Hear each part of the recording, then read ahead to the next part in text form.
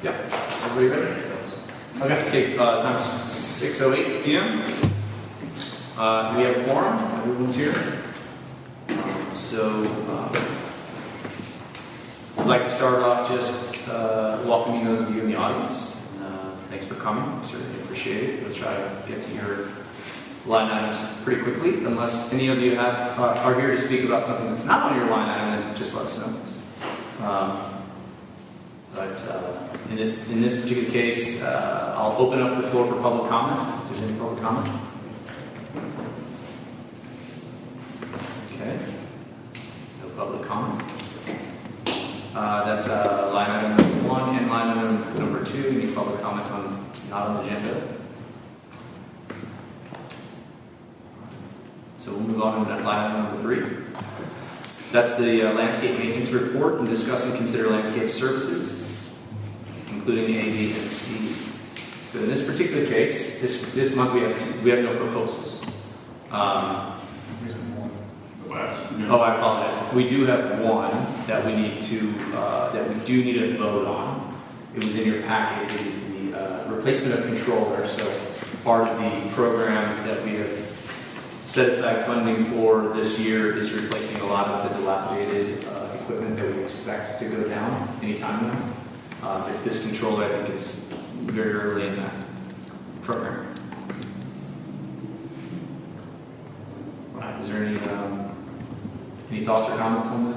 I just had a question. It looks like we're replacing it with the same type of controller. Yeah, it's a newer model. That model is getting phased out. So I guess I just replaced mine at home. One of the new features is you can program it on your phone rather than having to go to the actual terminal and adjust it. Are we considered that, or how are we? We have the master controller set up to remote from the phone. All the other ones are not. You have to have basically a plan for each controller. So it's the way it's set up is good, so I can turn it off remotely or turn it on if there's a problem, and it'll shut down the pump and not the controller. So it will just turn the whole system off from the main line. So we do have a way to do it remotely. That's correct. Yeah, instead of doing it on every single controller, we'll just have it on the main one. So. Okay. Thank you. Yeah, you're one of the first things you said there was that we would need a separate account or service for that. I mean, like a cellular account. That's correct. Yeah. So it would be costly. That's fair. Yeah. It's way up, right? How many of these do we have where we're going to ultimately have to replace? Well, they're all functioning now. Like I wasn't anticipating that one, going out at all. That one was functioning pretty good because we just did the install, and that controls the stuff over at the bluffs that we just did. So, and I was talking to you about the on the southbound side, so it's the exit side of the bluffs that will replace some of the plant material that goes down in that, just underwood forage and stuff. There were some deer that ate some of the plant material, but just to make sure that everything, flushes back, we'll just replace it when we replace the controller. Okay, so there is one thing that I wanted to bring up with regard to this, because we've discussed and we know that there's some of this older equipment is going to start breaking down on us. This particular instance wasn't that big of a deal because we recognized it within a week of our meeting, so we brought that here, and in fact that's why I was a little late getting into the packet and separating. But is there a way that, since we know this is happening, we can make a decision right now that says that landscape resources or perhaps the facilities subcommittee can make that call during the month in between meetings to replace this stuff as it comes due, as it breaks? Yeah, you could. I would say you would want to have a motion on it and a dollar. Cap it? Yeah, and just say, hey, in between meetings, if something like this goes down, an individual. So, for example, not to exceed, in this particular case, it's roughly $2,000, not to exceed $2,000. Yeah. We can use that as many times as we want. Well, and I would do, yes. For instance, if you think that there that is likely to happen, you know, or because you know the system, then I would say you could go ahead at the meeting and say, hey, in the event that we have a repair above whatever they're already authorized to do, the facilities committee could authorize a repair up to whatever amount you're comfortable with, and then report back. Blake, Josiah, you report back and just say, hey. We'll just bring it to the next meeting, that way we did this during the month. Yeah, we did or did not have to use that. I think that would at least move y'all along, and you wouldn't be without, you know, the other. Right, and it's really, it's not super important during this off season, but in the middle of the summer, if we're on water for 2 weeks or 3 weeks while we're waiting for a meeting to come, you know, there's a lot to have fun with, right? So, with regard to the cost, do you think that the 2,000 is pretty? Yeah, that's one of the biggest controllers that you'll have. The one across the street is the same style controller, and it has the same amount of zones. Well, it has a couple more zones, but it can control the same. Okay. So all the other controllers are fairly smaller controllers. And the only ones I anticipate probably will be going out sooner, they're even smaller than that. So, I mean, they're like only, you know, less than 10 stations. So, Should leave a bit of a buffer. Yeah, well, it sounds like the 2,000 is probably fine. Yeah, This one's that's like the most expensive one we're gonna have to replace with. Don't we already have that kind of set up through the Yeah, but our dollar limit is only $1,000 for either vehicle for Terry authorized an emergency. Yeah, and so this is kind of a pre-planned emergency, right? Like we know this is gonna start happening. The equipment's old, and so. When did we set the $1,000 dollar limit? That 20 years ago? 20 years ago. Right. So maybe we update it to 2022 and set like a $3,000 or $4,000 limit. And for example, if the pump, we just replaced, that was $3,000. We had to wait for a meeting to get approval. Yeah, that's, So, yeah. Okay. We use a 5 as a round number. I don't think we use it hardly ever. But to your point, not having water for 3 weeks in the summer. Yeah, it was a little longer than that even. So, okay, so. You guys might then, if this $1,000 limit was from eons ago. Probably day one. Okay, then I would suggest we just update whatever resolution there was back in that day, and we just update that next month. And that way you guys can determine what you think is a more 2023 value for that. And then then it's in writing, then, you've got it covered at that point. And you can define what you mean by between meetings or emergencies or what have you. Sure, yeah. In that resolution. So that's what I would suggest for today. If you want to do something that will carry you across until our next meeting, if you want to have a motion that if there was something you could spend up to, then I think that's fair. But let's put it on the agenda for next month and set it up as a community resolution. Okay. See, an amendment to that resolution, or redoing the resolution. So in the meantime, I move that we accept the proposal from Landscape Resources in roughly $2,000 range for the replacement of the control. Sorry. I have a second. Is there any further conversation? Discussion? All in favor? Aye.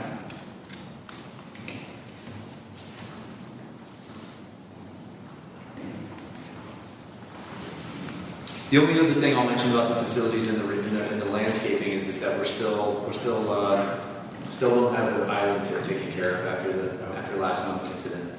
So that's still an ongoing situation. Do we have any updates? Yeah, like we contact insurance. The last update I had from the insurance company was on Friday of last week after calling and emailing them.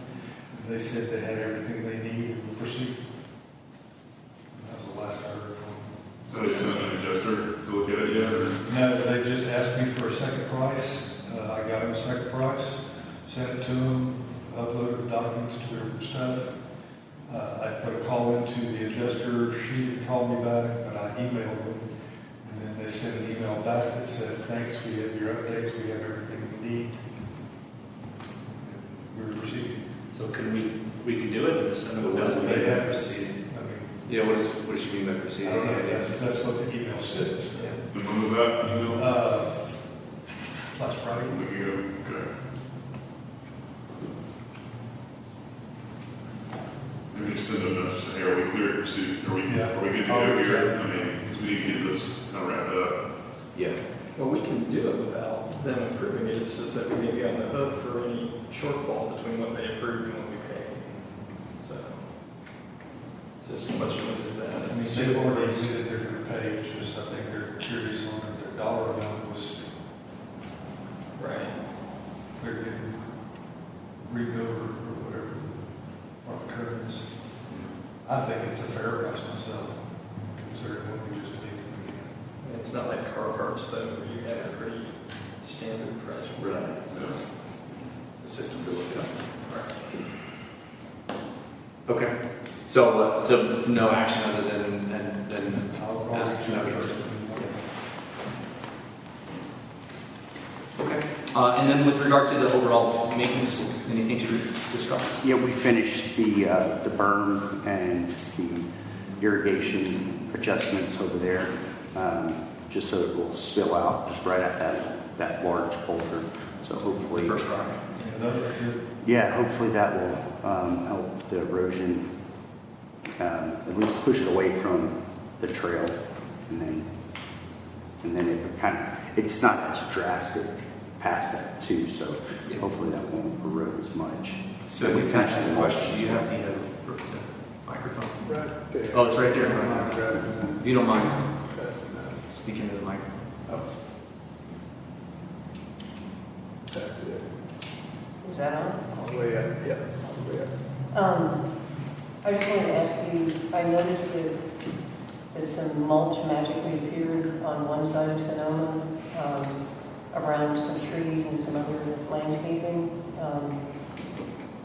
And I just wondered if the other side is going to have that occur too, because it's only on one side. And then secondly, does it really make a difference on these giant lilac trees that have been there forever to get mulch around their bottoms? Because it doesn't seem like it really does much good. Just more aesthetic. Oh. Realistically, you want the mulch ring to be as wide as the canopy of the tree. Yeah, You know, yeah. this is like a native area, but, yeah, your wood area, we used to refer to that as, mixed. On the whole west side, or west-southwest side, one side's been done. Tree rings. Yeah, none of the other stuff is done. Yeah, there weren't many beds on that other side, but yeah, I'll take a look at that. Yeah, I just since you did the trees, and to me, it doesn't seem like the trees are really necessary because they've been there for years and they're mature trees and not little saplings. So I just wondered if it was worth the money to do that. Yeah, it was just, it's just aesthetic. So, we didn't do it last year, and I just had to put them in there, because there was, a bed that we took on, and we did that reduction pruning. Right. And so, And that was great. Yeah, so we mulched that, and then I just had them mulch the trees down there, because they look bare. So, Thanks, I was just curious because it's never been done before, and I just wondered if it was really a good investment or not. yeah, no, it didn't cost any more, I just, we had that, and we did that, because we needed to add it, so I just had them do the tree rings down there as well. Thanks, that was my question. Anything further from landscapers? We had a conversation with the homeowner that reached out about the possible wilt in that one house, that one tree. Blake went out to look at it, said that it was a wilt. I reported that back to the homeowner and just let her know, hey, if you want to get a second opinion, we can't look at any trees on your side of the property line. That's ultimately up to you. And if they want to proceed, we could really try someone to do that. But I haven't heard anything back from them. That was probably 2 weeks ago. So, why would that, any reason that tree would brown out so quickly compared to the other ones? Well, so I looked at both, the one that was reported, and then the one, there's like one in the middle that looks just fine. And I guess south of that, going back up the hill, The only thing I can think of is just stress, just from the storm, the winter storm, pretty much get a toll on all the trees, and then at the cellular level, and then just the heat. So I think it's just a combination of, this summer was pretty brutal, and I mean, that was kind of the same thing on some of the other trees that died after we did the removal of some of the dead trees. Like there's even a couple of the red oaks in this island. We're still kind of waiting to see how the cypress trees come back. If they're pushing new growth, but it's just hard to tell what damage that winter storm really did with the oaks. And in my opinion, if we have another storm like that, I think it'll wipe out all the ones that were struggling, and then the healthy ones will probably be in the same shape as the ones that are struggling now. So staying on the tree subject, to the tree in Carlsbad that we're reviving, is that? Yeah, I mean, that one is looking better than it did. All of them are starting to lose their needles now, so we'll take a look at it, and then we can treat it again in the spring, just to at least prevent the floors from coming back. So if they're worried, they would have been dead from that treatment. So Yeah. All right. But it still looks like it's, despite being December and starting to go dormant. Yeah, it just looked like it was weird because it just looks like it's kind of popped, like the city kind of tends to do along power lines. That's how that tree looks. Other than that, all the other ones are super tall and healthy.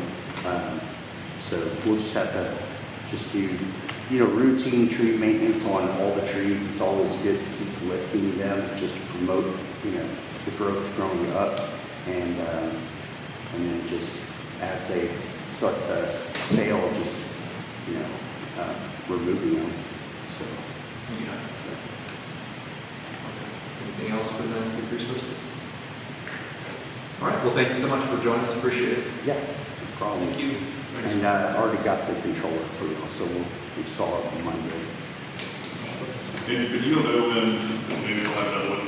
Is there any way to check the other ones to see which ones we're close to having them go out? We do that on our walk. That's why I was pretty surprised doing that one. I saw some water where it was scheduled to run, and then that one didn't. So I went over there and checked it, and then that one was out. But yeah, we check them on our monthly walks, but I'm here too.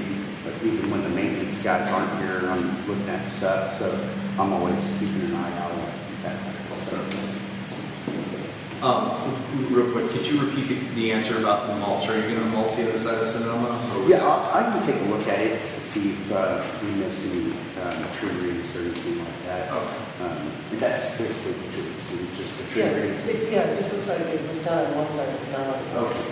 So, and I don't really have any preference, they're not the same, so I just wanted to. Yeah. I'll follow back up with y'all on that one. Most of the ones that we didn't have like grass going all the way up to is, I'll take a look at it.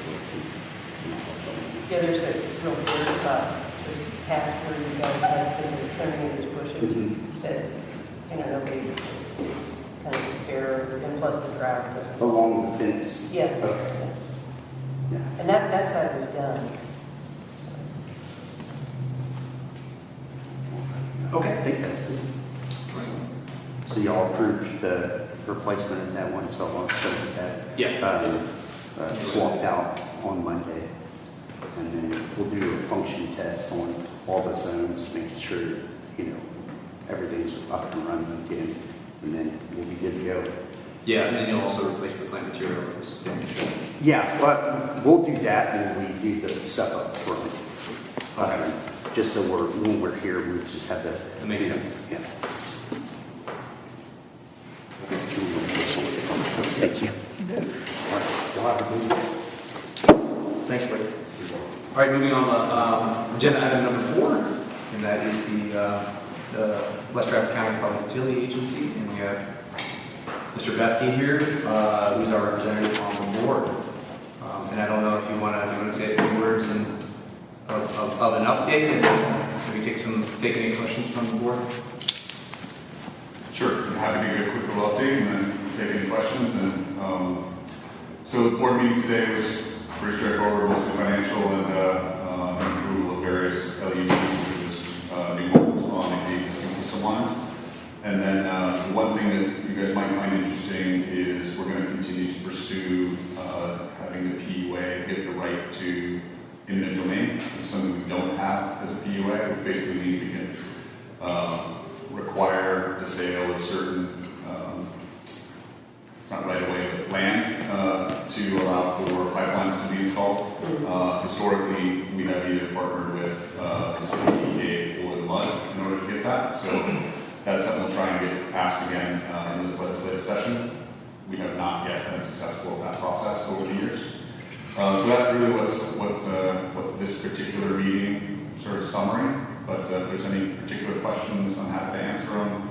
I think last time I was here, we talked a little bit about perhaps setting up a few agenda-type items that the board was concerned about that I can continue to pursue. As it is today, things that I've been working out for the MUD are ensuring the development pays for development and ensuring or trying to ensure that we don't increase residential rates on the water and wastewater. So far, we've been successful at that.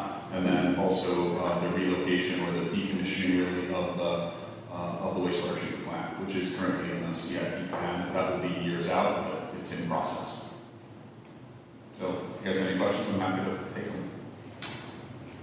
Yeah, well, and I asked a question earlier today, and it was about, in your meeting, it was about the conveyance of that land in front of Napa, what we call Napa Pond.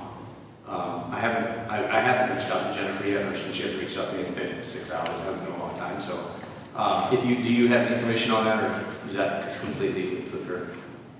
So that's with Jennifer. Essentially, that process has got to go through Lake Travis County to get the various.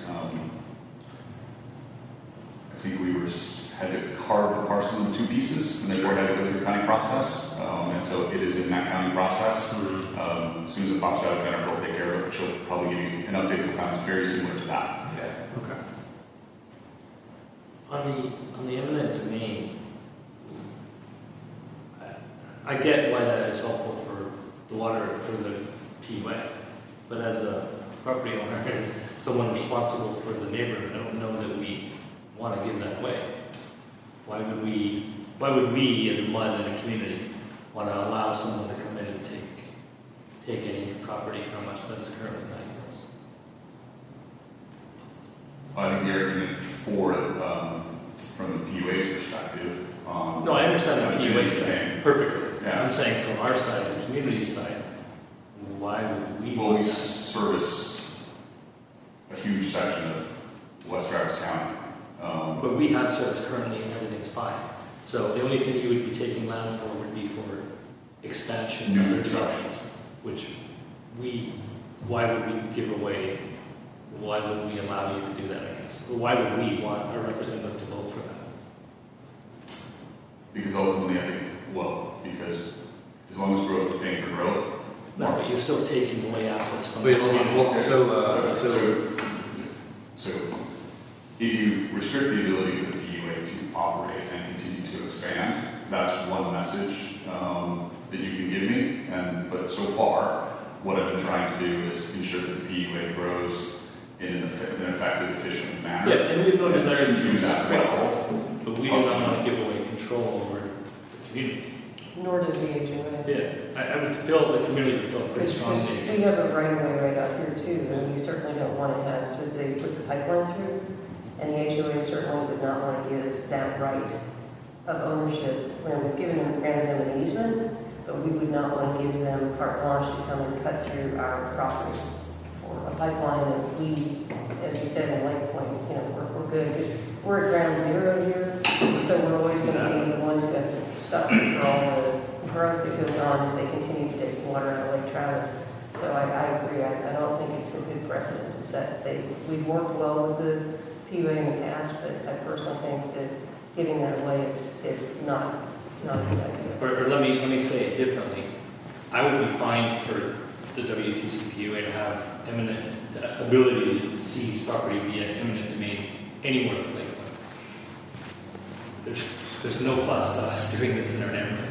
And everyone else probably feels the same, again, right? But I don't know how we go back to the community and say, yeah, we voted for that. Well, does eminent domain give them, if say that legislation all passed, does that give them the right to force the MUD to sell land? Or the HOA to sell land? So I think there's several steps you have to go through before you can actually invoke eminent domain. It's a legal process. I'm not someone who's going to comment on what that legal process is exactly, but to the extent that I understand it is, we have to first attempt to negotiate, purchase whatever land we might need, and it needs to be for the public good. No, I understand you're not going to come in and just put a pipeline through the middle of the community. I get it. But at the same time, to your point, we are at ground zero. Every expansion is going to go through our community. Fair enough. So I guess what I would, And we already just had that, this one going on, the Parkway, the one right past the houses, and so you get one side of the front, and we're sort of surrounded by it. Plus, I'm concerned about the preserve. If, we have so many, from the MUD's perspective, they're the stewards of the preserve, and if anybody can come in and just decide that they're gonna, dig up and put 6 more pipelines going through there, that doesn't seem like it's a very good idea for us to not have rights and lose our preserve. I don't think Preserve maybe exempt. Yeah, but So that's that's- federal. here's what, as your representative of the PUA, here's my recommendation based on feedback, is I think in order to meet the mandate of growing effective efficient utility, it's in the PUA's interest to have the right to eminent domain. And so I think that's a good thing. I don't think it's going to be very effective to go to the legislator and ask for eminent domain except for, and they're just going to add there except for. But hold on. Yeah. So to the extent we're concerned about some of these items, then please, let's put them on the list and go through the things that we're concerned about, and let's go to the PUA early on those things. Like the PUA definitely wants a third water line at some point in the future. Let's negotiate that stuff early. I've been to this board before and asking for those sorts of things. Yep. I think the same thing's going to happen when we decommission wastewater treatment plant. There's going to need to be a new line that runs from the wastewater treatment plant to move that out to the new facility. Those are going to have impacts on the community, and so there is a really good opportunity to meet with the PUA, and let's try and get those pieces in writing and done as early as possible, so that it's good for the community, both Lake Point and the community in general at large. Not to mention general rates for utilities as a whole. So that'll be my recommendation, but I'm happy to hear what you guys want me to do. I fully understand why it makes sense to have as a water authority developing. Completely understand that. I just feel like we are the community most likely to be impacted with future expansion to benefit the expansion and not us. So we would be the ones that would bear the brunt of expansion and potentially eminent domain on our whatever ground they want. So it's kind of a tricky situation for us to argue for. It's a double-edged sword. Yes. We want you to have that power, but we don't want you to have that power on us. So that's telling in itself. Nobody really wants to eminent domain. And the PUA doesn't want to have to use it. 90% of the time when the PUA uses it or tries to, because it hasn't had it, right? So it's never done it before. But when it's a real need, it's usually, there's a pipeline that needs to be built.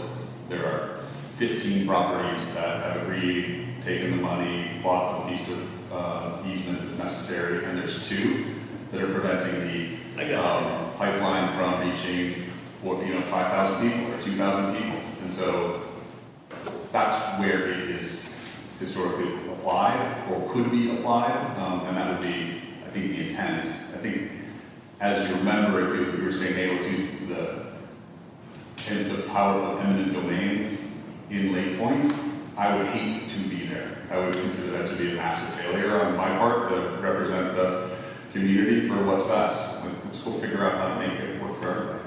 But restricting the ability for the PUA to do the work, I don't think that's good for the PUA. But you guys tell me. And so you said that you have leaned on our MUD before and the city of BK for eminent domain. Yes. So is there any examples?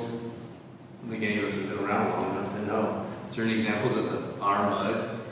Yeah, when they put the pipeline through the last time, the MUD had to sign off on the route instead of the HOA. No, I'm saying that was an eminent domain. Oh. There was like a negotiation and everything that happened, right? But not eminent domain necessarily. Right. I think they typically use the city of BK, and I'd have to go back. I think it's happened one time in my tenure on the board, but I'm sure I could. Well, if we can think about, I guess the truth is look around Lake Point and see what's owned by the PUA. Maybe the wastewater treatment plant was at one point. You know, that would, in order to say that there had been history of eminent domain in Lake Point, it would have to be property that the PUA now owns in Lake Point. I don't think that had ever been used in Lake Point. It never had. Because it was developed for this neighborhood at the time. The wastewater treatment plant was given to the PUA with certain caveats that they would follow to benefit the community, rate restrictions and access to raw water for irrigation. Might have been some other things. Those are the two I can think of off the top of my head. That makes sense. Okay, so I don't have any more on that, but I did have a question on I think Jennifer sent Robert an email a couple months ago referencing the towers and something may be happening on that front. Do you have any updates on that? Because that would be a hot button issue, as we mentioned before. Yeah, so I don't have any updates. The last time I talked to Jennifer, I sent them some ideas for how else to do that, and I haven't heard back, but I'll put that on my list to check back and say an update. So would you would know though before anything happened that we would have some time to respond? I guess what I'm worried is we find out as the towers go up that something's happening. Like, will we get some sort of advance notice and a chance to respond before anything happens? I think Jennifer's already committed to doing that. That's the outcome, but I will remind her of that. And I think there's a follow-up to that. That was my question too. There's one tower up the street, I think it's on the Lime Club Court, and the proposal that Jennifer sent out and with the pictures, it shows that the tower would go up right next to somebody's house there, and there are live oak trees in that person's yard, and where they want to install it would interfere, because the trees are going to keep getting already bigger and they keep getting bigger, so they need to relocate that, so we need a chance to, and I've been working with the HOA on that. The other one that appears to be problematic, and I talked to the HOA about this, at our meeting last month, is there's one, the original one that they installed, it was a big surprise over in, I think, section 6 or 7 over here. They took that down, and what they're proposing is to move that tower about 250 feet is what they said, and through and it's going to be in actually the MUD's retention pond. It'll be like on the side of it. And I'm not sure if there's any electricity that has to happen or trenching, or I don't know how those things actually work, but that would affect y'all because they'll sit on your property here. And if they have to do some kind of digging and trenching, they have to go through the water quality pond. Well, before you even get to that point, I think we have to make sure that it's acceptable to Travis County to put electric equipment in a detention pond. Right? So, I mean, that has to be on the PUA's radar if we're going to put electricity right in the middle of the detention Well, pond. it would be up on the side, it's not, but if we have flooding, it could potentially be there, because it's up the slope. Yeah. But they have to get there, and the way that the terrain is, because I went and walked it, you go down, and then you go into the retention pond, and then you go up the slope. And Nugget, I don't know if you've seen that area or not there. I didn't even know that I existed. didn't even know this was happening. Yeah, so, but anyway, it's that was the one that looked kind of weird too, because it would be in, I believe that's y'all's property, because it's a. Where exactly are you talking about again? It's, if you go down, in, like, where Lakestone goes across on this side, Okay. and it's at the back area, I forget the name of the street, I'll send it to you. But, and Jennifer sent a map, and that was one of the ones that she had. So I walked all of them to see what they look like, and that one was kind of weird. She sent them out to the HOA? She sent it, yeah, I think she sent it to, well, she sent it to Robert at the time, like a. Oh, was this a long time ago? Well, it was like maybe 6-8 weeks ago. Okay. And so she showed where, I think there's only 5 or 6 of them, and she showed where they were, the ones that they wanted to put in. So I went and walked all of them to see what they looked like. But that one was, that looked like that would affect you also. I was actually going to bring that up, so I'm glad you said. So I'll ask Jennifer for that. Because I don't recall having seen it. Has anyone on the board seen it? I think it got mentioned in the last meeting, but I don't think we received it. Okay.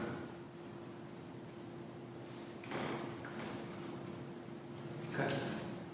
Well, thanks, and look, I don't have a good answer for you. I understand the conflict, so we'll give it some thought. I do agree we should probably start to have discussions with the PUA sooner than later, and we have some negotiating power with the third line and all that stuff. Now's the time to do it, before you get deep into planning, I got it. Yeah, so the third line, the wastewater decommissioning, there's what happens to that land afterwards. There's some things that as the community continues to grow, that would help the PUA.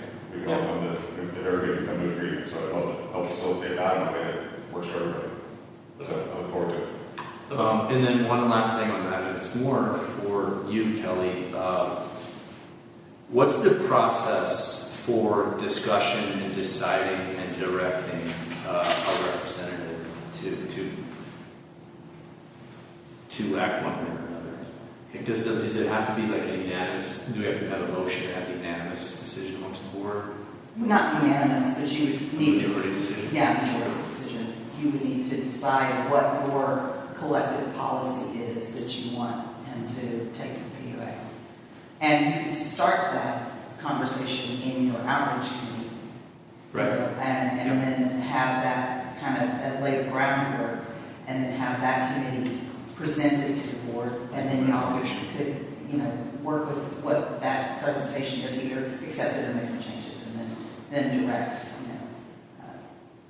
how you want that information to be provided to the PUA. Once you have everything you want to put out there and send over to the PUA, once you guys have decided on that, then you've got direction on what to do. But I'd start the outreach committee. How far in advance do you get notified of items that you're going to be voting on as a board member in the PUA meetings? I typically get the package about a week before. So we as a board would not have the opportunity to have input on those decisions prior to your meeting, it sounds like. I don't think so. My preference would be you guys give me policies to try and trying to get accomplished, and that you, and then I can report back on what's happening. I think there's the one thing I'm a little just hesitant, right, is that I've heard some direction around how the formation has gone, that I've got a responsibility both to Lake Point and MUD as your appointee, but also to the at-large areas within the county, to also look out for that. So that's something we have to look through some of the documents. Could you elaborate on that? I'm not real clear on what you just tried to So explain. I think in the formation documents, there's various appointments that happen. You guys, and I wish to leave this before I comment on it. But basically, I think it's BK gets one, Harris County gets one, and then Hayes County gets one, and then BK, and then there's some at large. You guys. Well, there's three. So there's three. There's the MUD. There's the city BKs in Hayes County, and then there's two at large. Right. The two at large are appointed by this City of Bee Cave and And Hayes County. Hayes County. So they're appointed by them. We do have a say, and some of us on the board will remember we just voted a few months ago for the directors, yeah. So in the unincorporated Travis County area, there isn't anybody really covering that, so It's you. historically we've covered that. Yeah, in the charter, you're correct. The MUD is, you represent, at the time it was MUD 3 and MUD 5, and Lake Point, but also all unincorporated Travis County out this way because they're putting pipeline, it's in their service area. So because Hayes County's covered, Bee Cave city limits are covered by their reps, but the people who live along Hamilton Pool, for example, outside of Bee Cave city limits, they don't have any say, they're affected by it. That's why for our representative that we have on the PUA, it doesn't have to be somebody from Lake Point, it can be anybody from, Service area. yeah. And actually, I think they jigged it up somewhere where they have like some people on the board right now that don't even live in Bee Cave, they're representing, they live in like Terrytown. So, but we represent, our rep represents us and the service area of unincorporated Travis County.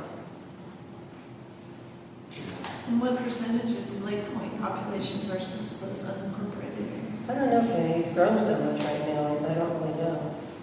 But it's anything outside of Bee Cave city limits, so there's a lot of stuff that's gone down Hamilton Pool and 71. So, I think we're in the minority, I would suspect.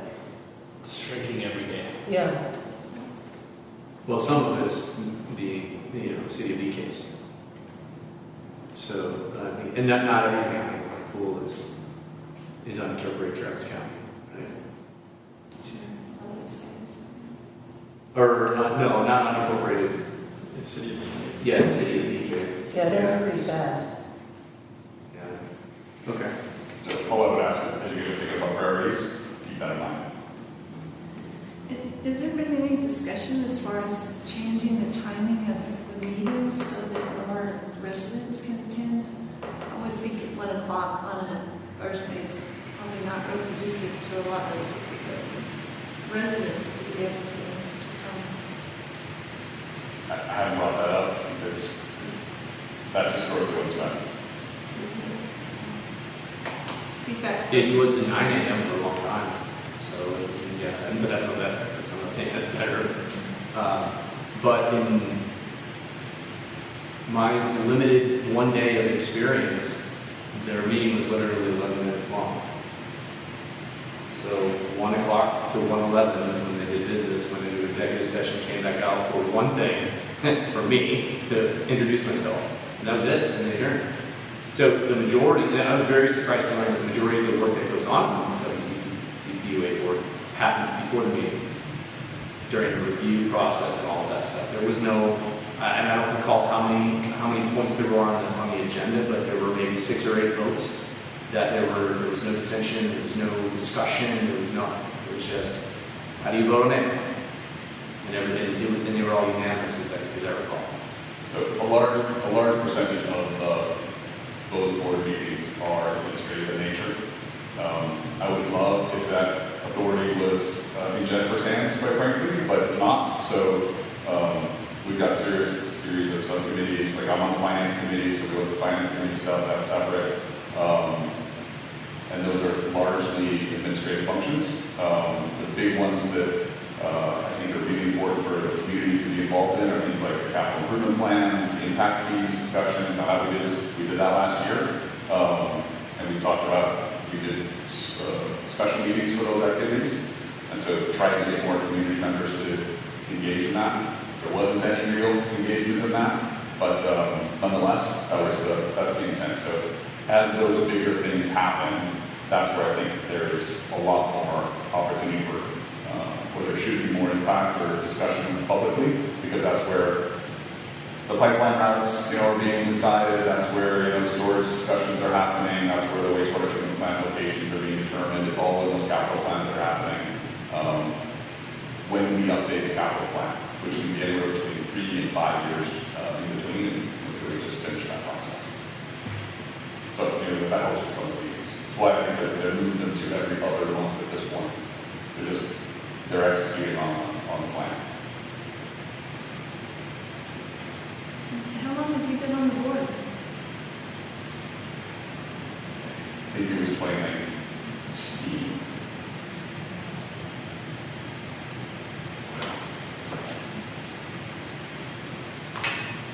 So what is the thinking you mentioned at the last time you came about the storage?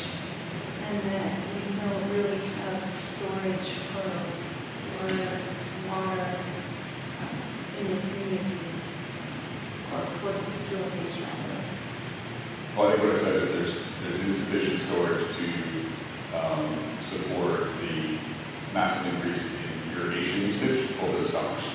And so that's why they put in a lot of policies around watering on alternate days, because it's difficult to keep the storage tanks that we have full if everybody waters on Sunday at the same times. That policy hasn't changed. It's been district engineers set the policy around what storage is going to be required, and that's what the policy's been going back since the PUA was formed. But there hasn't been any discussion about changing that. I understand that might come up as one of the things you guys want me to look at, but I'm waiting for that direction. So it's a matter of having that understanding of what it is exactly that the PUA is currently operating under. It came as quite a surprise to me, and I think to other people that you mentioned that it had been my perception that the issue around the water was that there wasn't enough water available, not that there was water, but not storage capacity to process it. So that goes back to your mentioning about your long-term plans and for the PUA's long-term plans.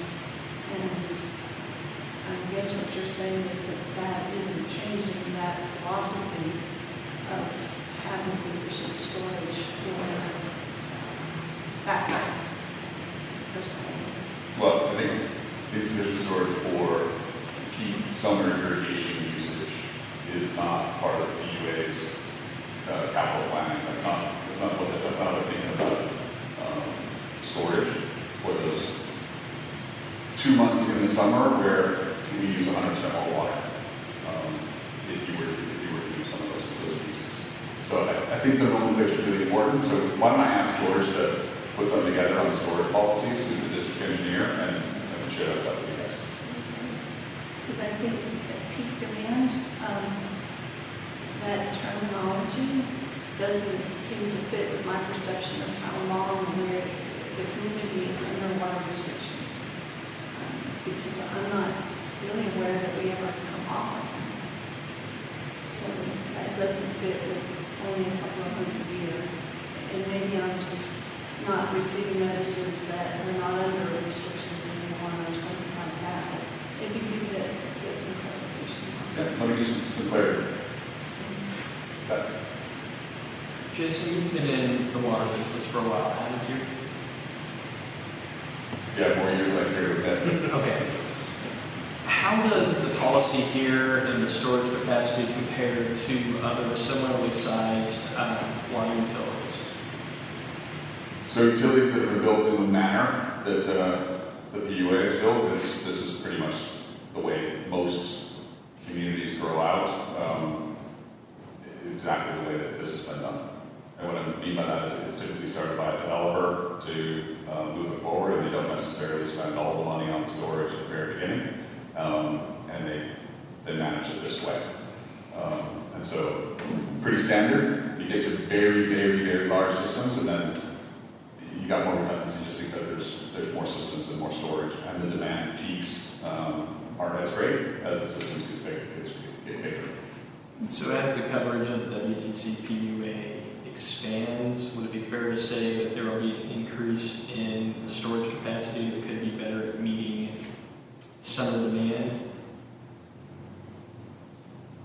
I think in theory you can say that, but because of the way the zones work in the PUA and the various topology and the various pump stations, I can't say that for sure. But in theory, theory, that's how it works in larger systems.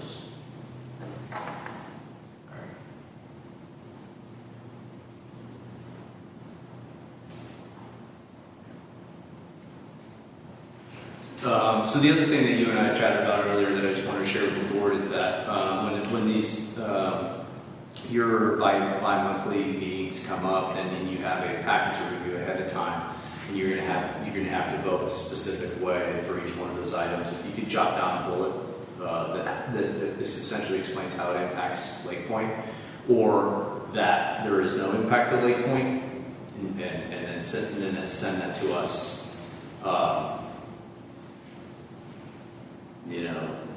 I would say, I guess not before your meeting, because you don't have a lot of time to review the packet, do that, or perhaps that fits within your schedule.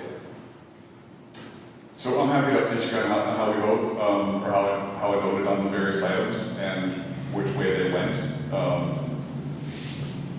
In that manner, that's fine. We just go through the agenda item and say this didn't have an impact in the past. That's not a problem. So after the fact? Yeah, I'll do it after the fact, because who knows what the arguments might be in the meeting. Okay. Does that sound reasonable? Yeah, I think Jason's request that we outline what our priorities are to give them some guidance, I think is something we need to do. Sure. To be fair. And he is also the director for the entire area, so he has more than Lake Point to consider, so there is some conflicts there. But we can at least sort of highlight some of our concerns. And that's been done in the past, and so I just jotted down a note to dig that out, take a look at it, and update it if needed be, and then just reiterate it. Yeah, I mean, you can find a motion to that fact, but those are conversations that have occurred through the board, but I don't think they were formal. There wasn't. There's no formal go do this, Jason.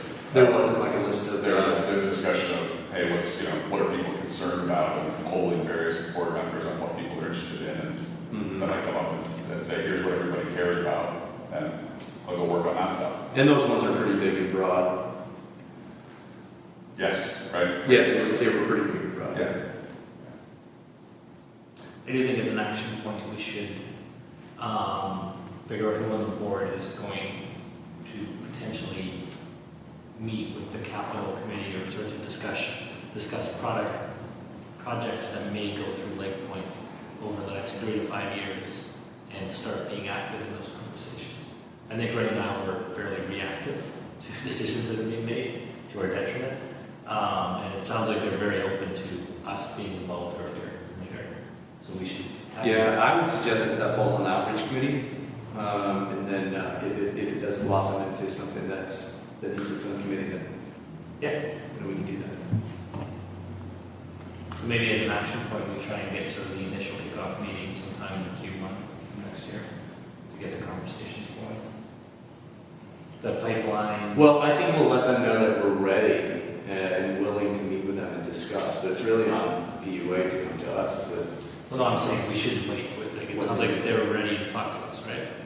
Yeah, so if we go back, right, we had the issues with the second water line, there was obviously some timing and some misunderstandings of what was going to be done, what did get done, and those were all done in verbal conversations. So at that point, what I was hoping is we know what projects are in the capital plan, we know what the PUA would like to do in that capital plan, and you can also see the long-term vision of, hey, what could happen.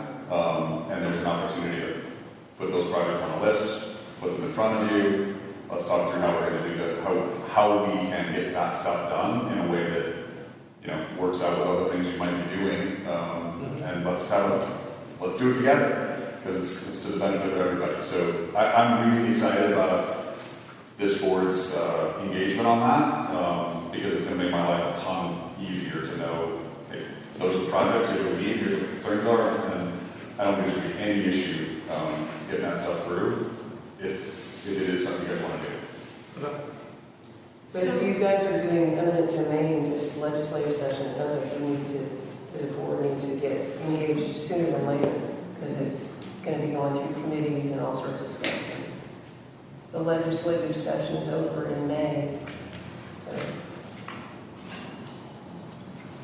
Yeah, if you want me to look against the eminent domain stuff, I don't have a problem. I'm not gonna be able to stop that, this from one vote. I'm just saying about, you were saying earlier about getting out in front of some of those things that could impact us. Well, we Yeah. still have time. And maybe if we understood the long-term plan, then we wouldn't be less concerned about eminent domain affecting it. Like if we understood the 5-10 year capital plan and where the growth is, you know, that we're not gonna take up the third line and then add a fourth and fifth 6 months later. You know what I mean? Like big picture stuff. So I do think it's important, who's ever going to be on the outreach committee, we get active sooner than later. You mentioned that there was a capital committee. There was a capital planning process that went along with the rate study and impact fees that happened last year. Yep. So there's not a committee set up now that we could interact with or attend meetings of, or No, it's all finished right now. But I'm sure there's key people that we should start talking with to get. Well, I think they should copy of what the plan is. Oh, I just mean as far as us speaking with people and getting information, like getting the plan is step one, and then you said beginning conversations between us and the WTCP, whether that's through you, through other people, whoever it may be. Yeah, however you guys want to do it. I'm happy to facilitate that. Just let me know when you're ready to engage on it.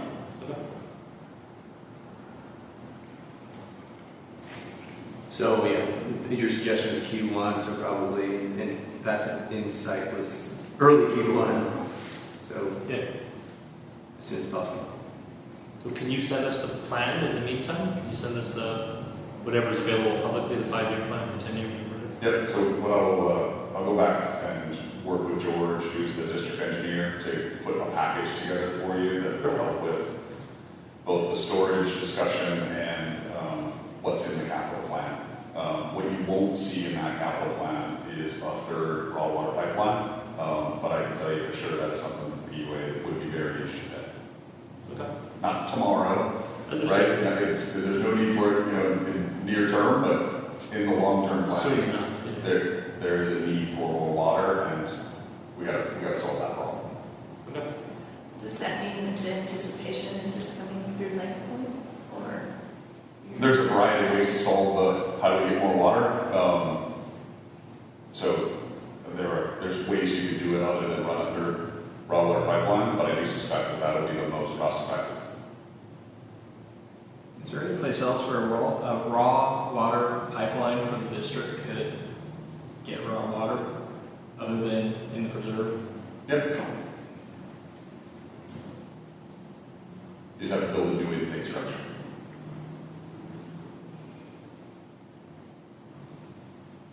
Pray Lake Travis didn't drop another 40 feet. Right. Because their original plan was to have another water plant on the Perkins River. And it's cool. Wow. When was that decided? It goes dry every single year. 20 years ago. It goes dry every year. Okay. I have one last question for you, basically you. No, great. Thank you. The current pipeline that they're building, where they went through behind Walgreens, and they tore up the pedestrian trail there, and they were very nice about rerouting it to try to have less impact. But that part's done now, and they're down past the Bowles plant.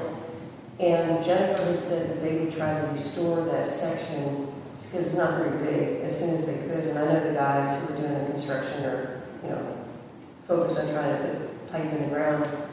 Could you, when you have a chance, and we'll do it from our side too, see if we could get those sections, because it's just mud when it rains, and a lot of people from Lake Point use that, including me, daily. And I think if we could just get those little sections, even if they just put mulch down or something, because the bike, a lot of people ride their bikes and they get stuck in there, and they're not that long sections, because most of the trail they kept. But if we could expedite that, because Jennifer said that she would do that, and now, I know she's got plenty of other things in her mind, but if you would mind helping with that too, I'd appreciate it.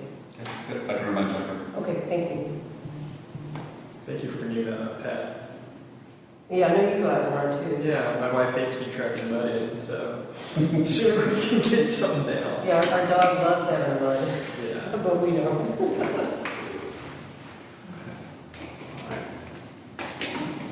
Anything else on this agenda item? Not for me. Okay, thank you, Mr. Duncan. All right, thanks for the time, appreciate it. I hope to be able to come to as many of these as I can. So, All right.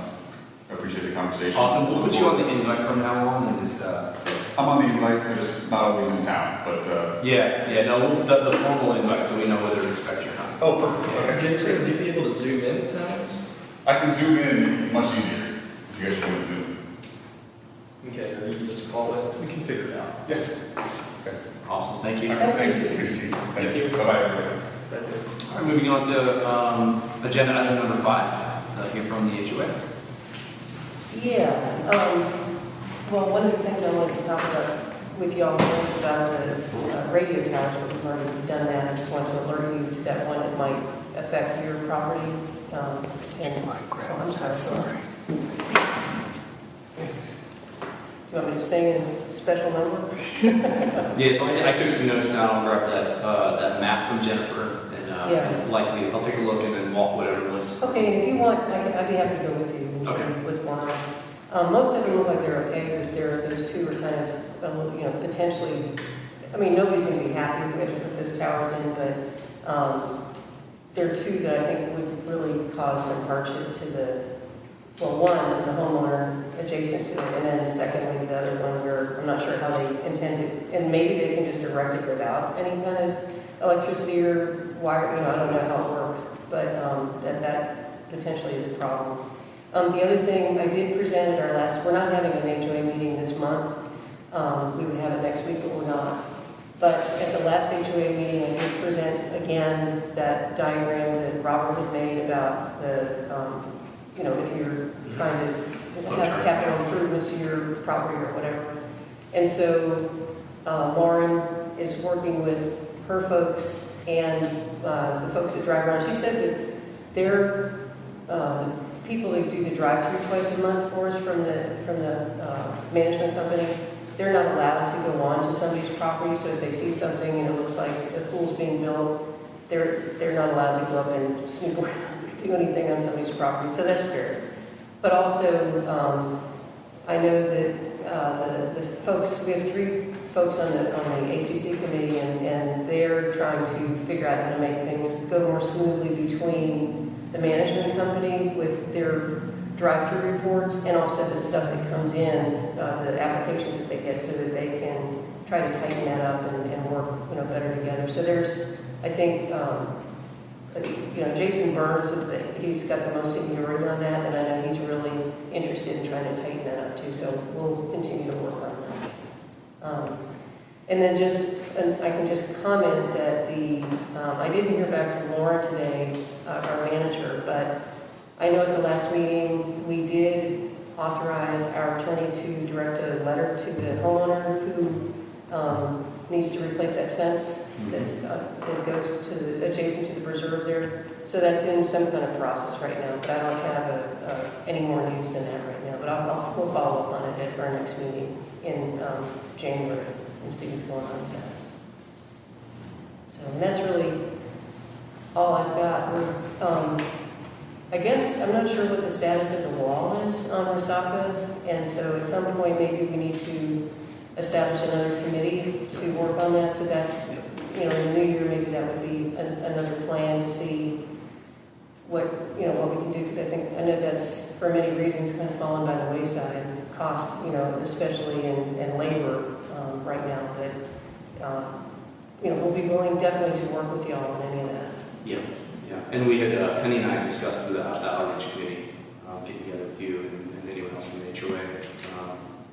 And that's definitely one of the agenda items. Okay.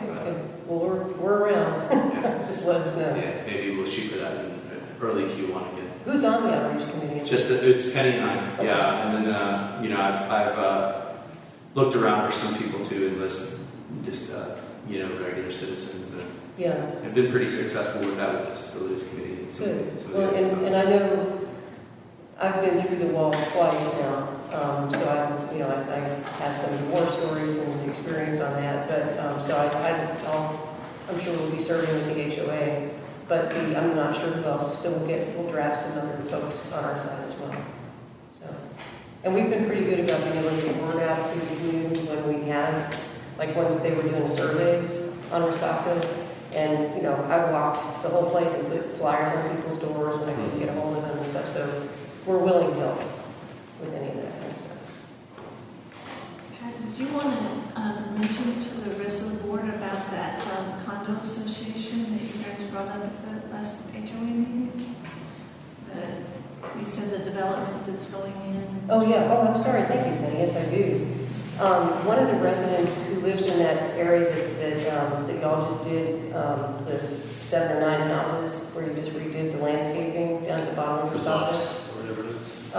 His first name is Claudia. I forget his last name right now. But anyway, he had posted on Nextdoor information about that Lakes Edge development is expanding, and the way Lakes Edge is, it's weird. They bought the land from Eames School District, most of the land, but there's another part that is in the City of Austin because it was already annexed originally by City of Austin a long time ago because they wanted to build a whole huge development back then, and Dell bought that property, thank God. And so they're trying to do this next phase, and the guy who developed it's a different person now that's developing the second phase, but the guy who developed the first part, which is now Lakes Edge, he had this whole development called as a condo development because it's all on septic, and he has these fields of septic ponds, underground for all the houses. So all the houses that are there that are not condos, they're large single-family homes. They're called condos. He used that when he went through because that's part of Bee Cave. The Lakes Edge right now is annexed by Bee Cave. And the Bee Cave engineers at the time approved that, even though at the time we had a lot of complaints that some people that lived on Emerald Falls over here that backed up to it, that there was a lot of sheet water running off, which is kind of y'all's responsibility, into the property. And nothing was really ever done about that. So that's the past. But now we want to have, I think it's like 21 condos. And I put a call into the woman at the City of Austin to try to get more information about it. She has not called me back. And that was a couple of weeks, with Thanksgiving. And but I looked up on TCAT to see exactly where it was. And there is and he did provide a case number on the City of Austin's website. It's currently undergoing permitting, and it hasn't been awarded yet. But that property is adjacent to y'all's preserve, right behind those houses. It abuts that and then goes back behind there. And there's a creek there that runs down that you can see on the map too, and there's a potential there with their septic that could, and I know Travis or City of Austin will be looking at that, but it does affect you. It may affect our property values. The people that live along there are very upset about it because from what this gentleman had seen in the plans, they're talking maybe 3-story homes or whatever, and so I just we don't have a dog. So not actual multifamily homes. I haven't been able to get the plans, Jerry, but I know that before, and they're calling them condos, but they called all their other ones condos Right, too. okay. So I haven't been able to actually see what the footprint is of these. Mm-hmm. And it is up there, but I can't seem to be able to figure out how to get it. So anyway, I just wanted to alert y'all, you may want to, because this potentially could affect the preserve, it could potentially affect property values. It may not affect anything, but it's something that you would have standing since you're next to the property. And I don't know whether they've notified you about this at all, which legally they should do.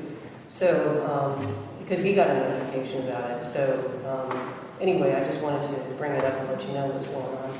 And again... Oh, that homeowner got a notification? The one Apparently. on Resaca? Yeah, apparently. That's what he said. And I didn't see it, but that's what he said in the Nextdoor post that he had out. Oh, okay. And was it like a notice of a hearing or something? No, just about that it was, under permit or something like that. Who would that have come from? City of Austin. Are they looking at rezoning or something, or just to let them know that they pulled the permit. I think they were just letting them know that they pulled the permit. I don't really know enough about it, I don't want to give misinformation. Yeah. But I just know that that the gentleman showed up at our last meeting, he was very concerned about it. And so I looked at it and just saw that it is adjacent to the preserve. But is there a buffer, is there a preserve buffer that the district owns between his house and there? On part of that strip there is, yeah. So, I wonder why they would have gotten that. Yeah. Something we. I don't know either, it didn't make any sense. But thank you, Penny, for reminding me about that. Did an exact meeting date get established? I know you were thinking about January 9th or January 23rd as an alternate. We are going to do the 9th for our next HOA meeting. And at that last meeting, the HOA kindly volunteered to host the kayak drawing, I guess, at the January meeting. So they offered to just put names in the hat kind of thing and to solicit people to participate. We just let them know that we'd like to do that. There was some question about the number of slots available. Because in the past, we've only done 18, but there was mention that each slot can hold 2 kayaks, and maybe we could double that and allow more use. So. And do you anticipate doing any type of polling of the neighborhood or anything at all? Just to find out the demand? Because if we're not talking about, 18 times 3, there's 60 kayaks. Is there demand for 60 kayak spaces? And if not, then I think it also depends on your kayak. Like I have a kayak and a paddle board, and you're not. And they're tight, so 2 big kayaks aren't going to fit together. So I don't know if you can do more. I mean, you can. I think people need to. I think it probably should be the number of 18 and contact the neighbor. They can manage it. Work it out between Yeah, it seems like they'll see who else is in the meeting, who else is names in the hat. They see the people who didn't get it. They can see the people that did get it. They work together. But I don't know. They're not really big enough for 2 nice sized kayaks to go. So I don't know if you can really say, well, you can sell Sure. 2 cars. yeah. The expectation of actually fitting it may not. I agree that each individual should just have one of the slots. How do you plan on notifying people of the drawing? It's going to be at the meeting? We'll send out our agenda and also, we'll send it out in our updates that we have. We send out email updates. And also we'll put it on our agenda that we send out to the mailing list that we have. We don't have everybody. And we can also, you might want to, put it on next door, so we try to cover more of the neighborhood. There's also a communication committee through the MUD. Perhaps the same communication could go out Oh, yeah, we can to send their out email this list as well. So I'm cautious before we get to the point of talking necessarily about how we're going to communicate it. I think that we should, and perhaps it's the preserve subcommittee, and whoever you can muster to help you with it, put together the plan for the kayak rack, aside from the lottery situation, how it will be maintained, how often the lottery will happen. What if somebody leaves the neighborhood and their space is vacant, or are they responsible for notifying, and then we can give it to the next person, or whatever the case is. There's a lot of kind of those challenges and hurdles that we just want to have outlined before we involve the HOA in a meeting, in a lottery, and all that stuff. So, and the reason why I bring that up is because I personally was on the HOA board when they put that thing in there, when the MUD put that thing in there. And I always thought this is a completely shoddy plan. This is not going to work. And now here we are 10 years later, and it's kind of works, but there's a lot of things that don't work about it. Well, and do the people who currently have kayaks there, I mean, have they been paying? I know we had code and everything, I don't know, because that's your. Right, yeah. But also, have they been notified that they're gonna have to vacate and Right. do that again? Right, and at one time, the policy was you can only keep your kayak there for a year, and then the lottery happens again. So if I go buy a $2,000 fishing kayak and I put it down there, and then next year I don't win the lottery, then what do I do with my kayak? Well, and also liability that it's, you know, if it gets stolen, that's your problem. Yeah, there's a lot of, those types of challenges and hurdles I'd like to see addressed before we go to a lottery, and perhaps it's a good time of the off-season to come up with a plan like that and put it in place, but I think, the board would have to vote on doing something like that, since the MUD is going to maintain responsibility. My understanding is the MUD is going to maintain responsibility, right? That's what we discussed, other than the lottery. And perhaps the sharing and the responsibility and communication aspects of it. But the MUD is going to, obviously, we're going to continue to own the land, we're going to continue to own the kayak, we own the path going down there, So that being the case, I'd like to see the plan fleshed out a little bit better before we start to publicize it. Well, if you want to delay until February or something like that, just let us know, but we'll give you a time, whenever whenever you guys decide you want. You're welcome. Yeah, maybe if it just takes a couple months to put together that plan, flash it around in the board session, and get a vote. That's a good plan to move forward. And ultimately, you'll want whatever the plan is in a resolution, just so that it carries through for the boards. Right, and that actually begs the question, and it doesn't have anything to do with the HOA at this point, but where are all the resolutions that have been signed in the last 20 years? And how do we get access to them, the board, and how can we review them? Let's address that under a different agenda item. Okay. Talk about that in my agenda item. Okay, That way we're not hanging out. will do, yeah, perfect. Do you have anything else you want to ask anyone? Okay, thank you. Thanks. See you later.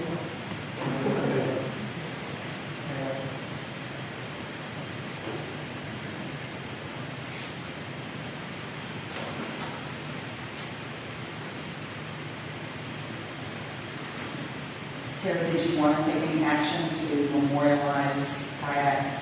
Or do you want to have a discussion first and bring it back and then work on memorializing the kayak station? So I don't think I need to have a motion, I just want to have the preserve subcommittee come up with a plan and then bring it back to us.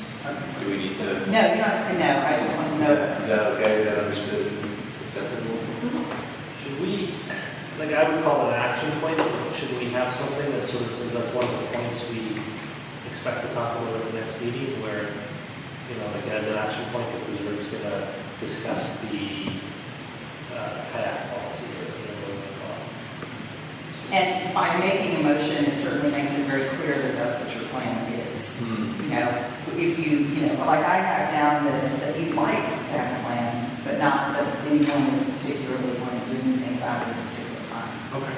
So, doing a motion and saying, hey, we want to have this worked out and discuss in the January meeting, that makes it more clear. They'll get your key decision summary, and it's a reminder, that kind of thing. So, Jody's point is valid.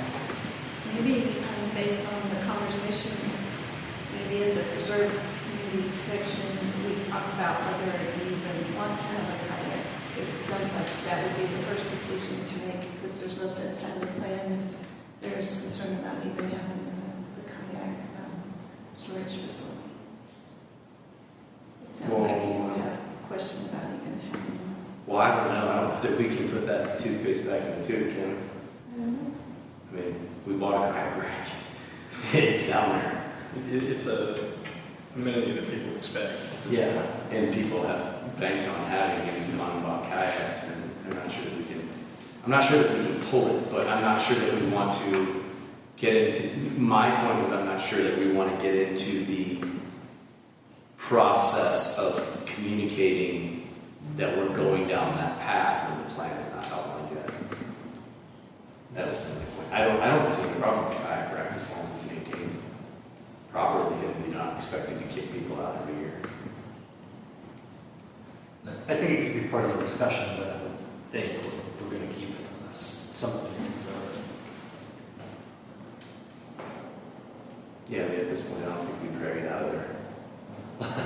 And if you're gonna leave it down there, people are gonna use it regardless, right? Yep. You can't really have a policeman standing there saying, you can't store your kayak here. So, We could put chains to it. yeah, perhaps. Okay, so I motion that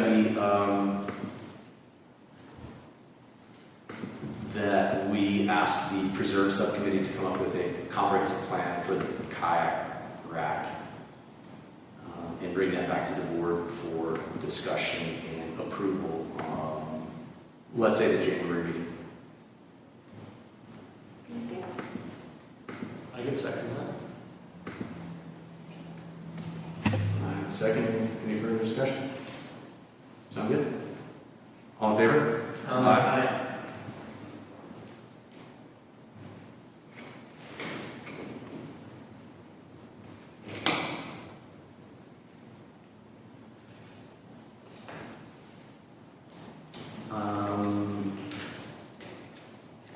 I think I'd like to skip forward and review the approved minutes, knock out some of these consent items.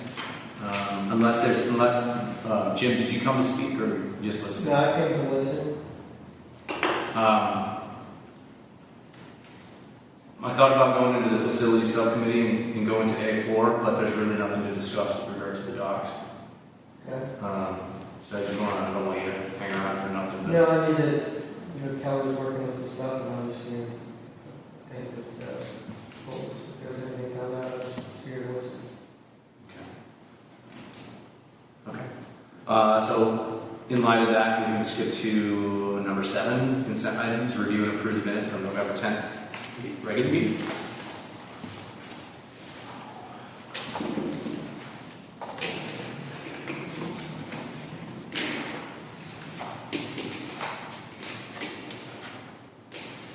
I have a few notes, but does anyone else have any comments on it before we? No, I didn't have any more minutes for this one. I saw your notes. Yeah, I'm trying to get back to that now, to be honest. But I was trying to buy. I got it. So on, looks like Terry's first note is page 11 of the package. Point 7A, the top of the page. I think on the third line from the bottom, it says, "But HOA President Terry," and then it goes Pickering. Yeah, that's his name is Tim. Oh, sorry. I found it. Okay. So the next one was Facilities Committee A2, and I just put the note at the very bottom. But there was a resolution discussion that we were going to eliminate that second posting, and I saw it later in the agenda for this month's meeting, and there's no mention of it there at all. Do we need that mention? The sign board, we did have the discussion of the resolution that you were going to come back to. Yeah, well, that's on this month's agenda, so that's okay. The actual resolution is on this month's agenda. But there's not a problem to add. I just don't know if we need it or not, because that was the direction that A2 went. Right. Okay, so. Finance Subcommittee, so B, updated by January. So the statement, the very first statement says that Ms. Carlton provided a website requirements to the board and Director Floss said the website will be updated by January. That's a big, long list. Is that something that you committed to doing by January? Or is that a misstatement there? I think what we were trying to say is the goal is to get all the minimum requirements on the website by January. Maybe not as pretty and as clean as we want long term, but I went through the checklist. A lot of the things are there, but there are things missing. So yeah, I think we could. So let's talk about that when we get to communications. Like, Yeah. is this representative of what you said? That's the only question. Maybe we could rephrase it that we're going to work to update the website as soon as possible. Yeah. I don't Maybe want not a it. specific deadline. I read that as a commitment to be updated Yeah. by January, and I was like, I think we'll have a lot done. I don't know about everything. okay. So as soon as possible. That's fine. Okay. And that's all I had.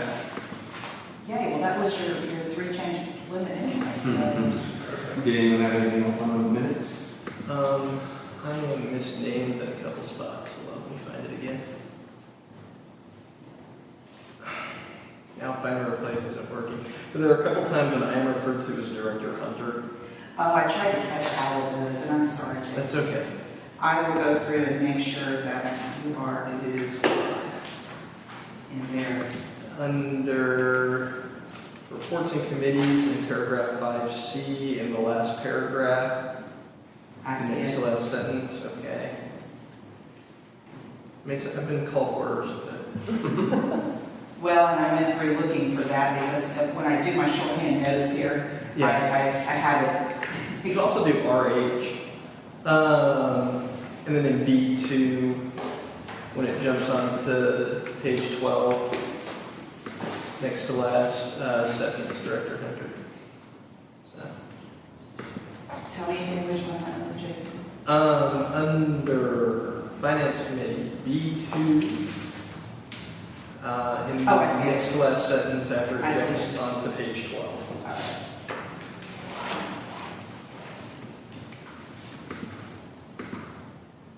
All set. I found that one. All set. Oh, I'm sorry. Anything further? I motion that we approve the minutes as amended for the November regular session. Second. Any further discussion? All in favor? Aye. Moving on.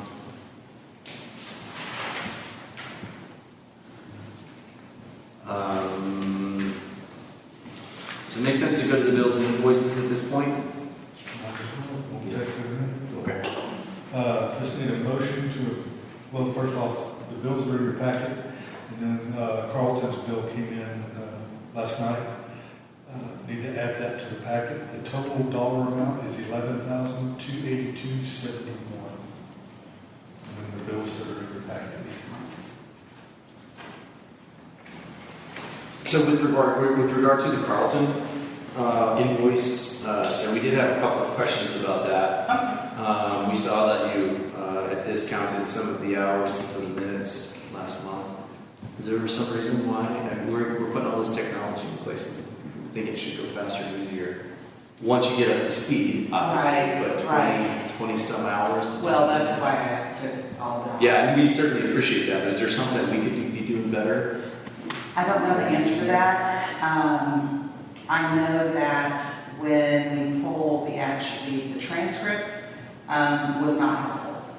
Yeah, last month's transcript was, and Doug and I had the communications committee had a conversation about it. Was pretty bad, pretty shoddy, and so we were looking for ways to make sure that that didn't happen again. There's a lot of acoustic problems with this room. Yeah, and as you can see, he's doing something new with the microphones too. If I may interject, I'm watching this time, and it is way more useful. Okay. So I think you'll Okay. be happier. I think that it will speed up. I would hope so. But I know that she had issues with just trying to get through number one, the length of the meeting. If you have a 6-hour meeting, we're going to spend double that doing your key decisions and your minutes. Okay. Just easily. It just in man time, hours. Which is what I was trying to make sure I ran that back to. So just keep in mind, it's going to be about that as a ballpark idea. Twice as long as the meeting. Twice as long as the So if we do a 3-hour meeting, it's 6 hours. We should say 6 hours. thereabouts. I mean, that's what my goal, that's what my goal is for my office. Okay. Get that done. And that's why you see, Sure. but if the transcript reads easier, then it's easier to find, Yeah. the points. So, let me just say that that's going to help.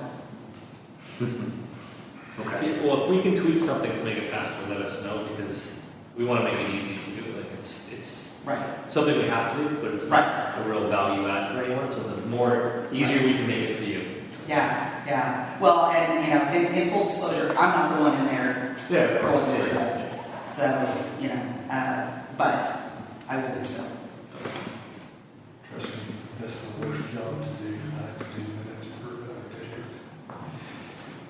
Listen to the meeting over, even though I was in it taking notes. It is. It's a really long process, no matter how you slice it. But I understand your question. If the transcript reads better, that should help. But, you know, until she's got this under her belt a little bit more, You'll continue to go with it. I'll Double the meeting Yeah, that's about my, you know, expectation. Sure. yeah. Okay. Were there other questions on the Carlton one or any of the other invoices in particular? Not the Carlton, I'm sure you know the smart homes. We got 2 years of invoices. Oh, yeah. So for that. Smart homes was the PDK system that when the HOA updated everything, they updated our gate controls also because the HOA controls all that for us. Evidently, they started sending their invoices to us. This was when it all went on. And we paid those. Then when they switched, I guess when y'all switched HOA services from First Service to who they are now, they never, Smart Homes kept sending the invoices to First Services. And they hired somebody to come in and start doing the office work and realized that, hey, we hadn't been paid for these for the last year and a half. Where were these getting sent? Well, they were getting sent to First Service. First Service was going in the trash.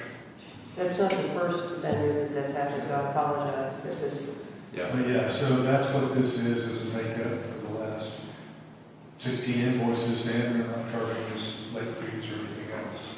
now are y'all paying that or do we pay that? I thought we paid that. They sent the bill directly to us for $45 a month. Okay, because I thought at one point Marcy used to send those, you were getting them and Marcy sent them to us.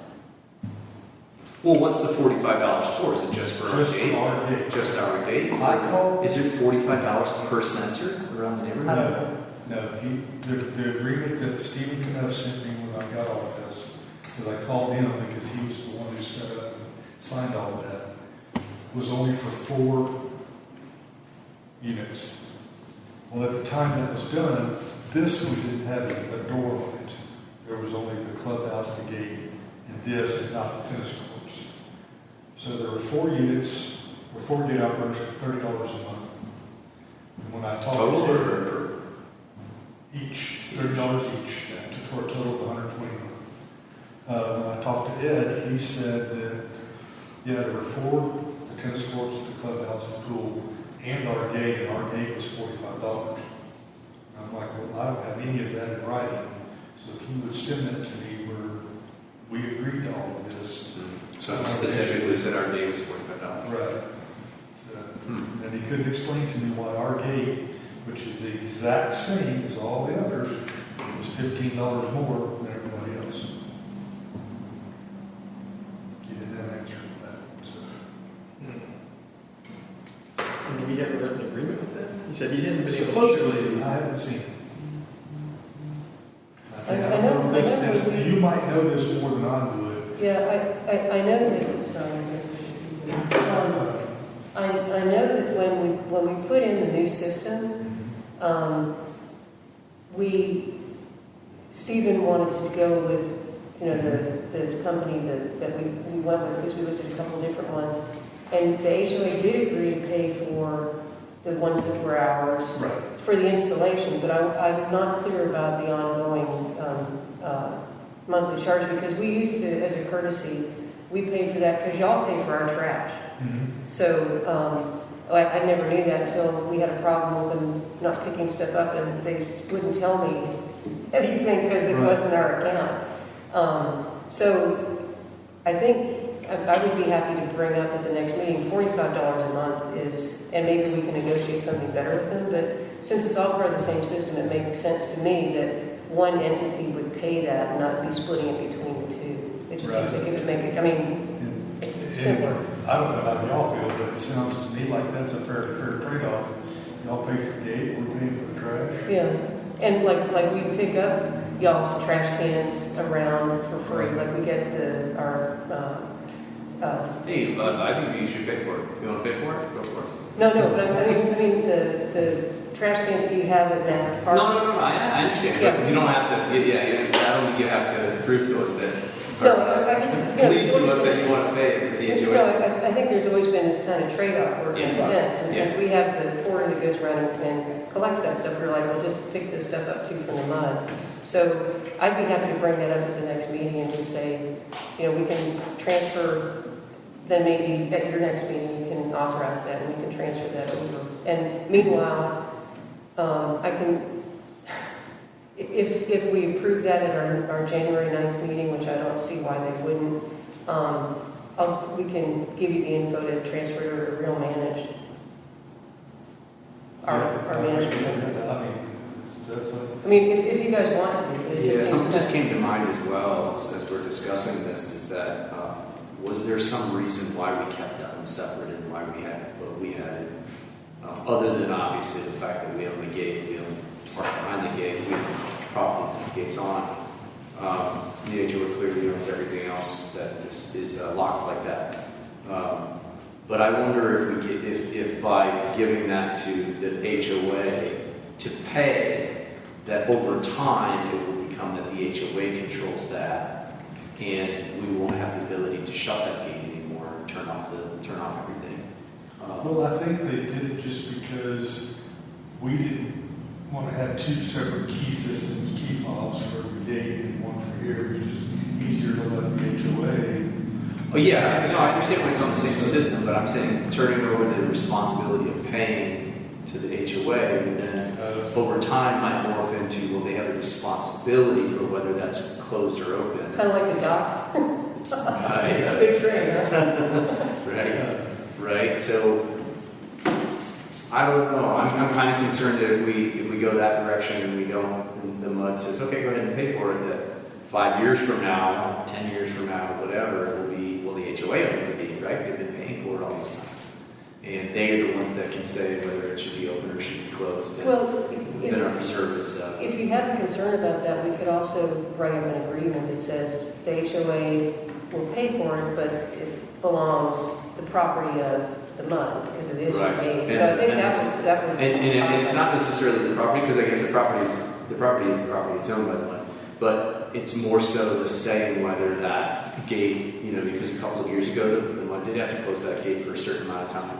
And if the HOA doesn't particularly agree with that and they have control over it because they've been paying for it forever, then we already have to go to the HOA because it's all in the same system to get them to shut it down. Now, if we go to the HOA and the HOA board, not that we're head of the board, but the HOA board says, no, we don't want to shut it down, and they have grounds to say, well, we've been paying for it forever. But if you all own the gate, then I think then the HOA wouldn't have any authorization to not abide by the rules on that. They just manage the system. So, anyway, it's up to you. We would just go plug it. Like worst case, right? I don't want to be complicated, so if you want to continue the way it is, that's cool. I just figured it would be easier. If you Well, I don't think we've been paying for it because this bill is for the last 2 years. So Yeah. certainly. Well, we just got one from the PUA, the water fountain at the park that we turned off during COVID so that, kids weren't drinking out of that. We went to turn it back on and Nugget found that there was there was a notice on there that we were past due, and they were doing the same thing. They were sending the bills to Spectrum, which is our management company, 2 companies ago, and it never, it was off and on. So we've had a couple of where things went off because it wasn't. FSR was pretty bad about forwarding bills. We lost our internet here for a while. Apparently, I wasn't on the board then, but nothing was working, and they found out that it was going to the wrong company. So I'm not surprised. Got it. Yeah, that transition. None of those transitions have been particularly great. That was a bad one last time. Yeah. We should memorialize sort of the agreement. It doesn't need to be fancy, but we should have something, because we have a lot of these things that come up 5 years from now, and no one remembers the agreement. Even when we make an agreement, we don't know where it goes. Well, We pay for a storage unit, so obviously it's likely there, but. It's in a box, I can tell you. Yeah, that. it's in a box. we can save stuff on the network now. It's a little bit easier to try and put names and make it easier to find. Right. Google could shut down. We have bigger problems. So. Yeah, well. Just pay the bill tonight and work out the agreement with them later.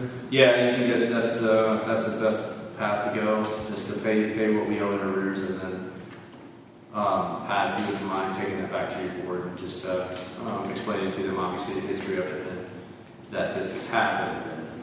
I'll see if they're amenable to pay for it if you all decide you want us to do that. How about that? So that we've got the pump prime, just in case, but if you guys decide you don't want us to do that, that's cool too. Mm-hmm. Okay. I wonder if it had to do with tax benefit of having it come through the age of the MUD. I mean, it's always possible that $45. And those don't actually have any tax on them, do they? No, it's just straight $45. It's not indicated that there's tax on that for the monthly service.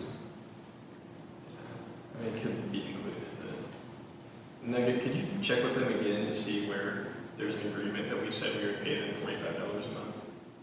Yeah, I'm waiting for, I asked Ed to send me the contract so we can see what the prices are. and all that. I mean, would they shut this off if we didn't pay it? Because if we have a dispute about how much we owe, I mean, I don't know if we want to, say, we're not going to pay this until we straighten this out, and then they turn it off. I don't know what the likelihood of that is. Can they turn it on?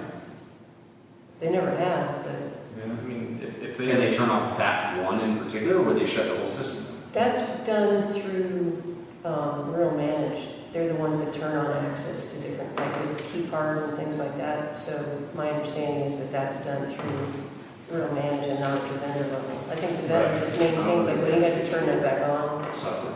Well, yeah, with the smart homes, they just manage the network. Yeah, I mean, they install it and manage it. What's that? I said they install it and they manage it. Yeah, I don't know. I mean, it's been 18 months since it's been good. How many months do you think they let us go? I don't know.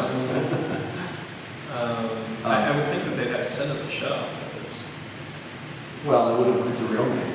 Or, it would have went to first service. Well, now they're sending it would have gone to Spectrum.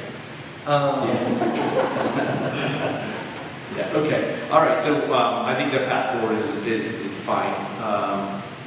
You're going to look with them and see if there's an agreement that we sign for $45 a month, and inquire about why it's different than $30 a month for the other monitor, the other keypads, and then. Are those connected, actually? Are those the keypad and the key fob reader connected? Is that maybe why it's more expensive?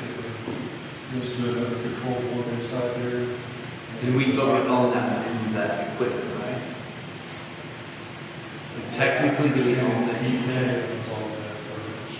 So maybe that's the reason, because there's no keypads in any of the other. No, there's no punches. There's no buttons in any of the other card swipes. So you might remember that's the reason. But then I guess the last part of that is that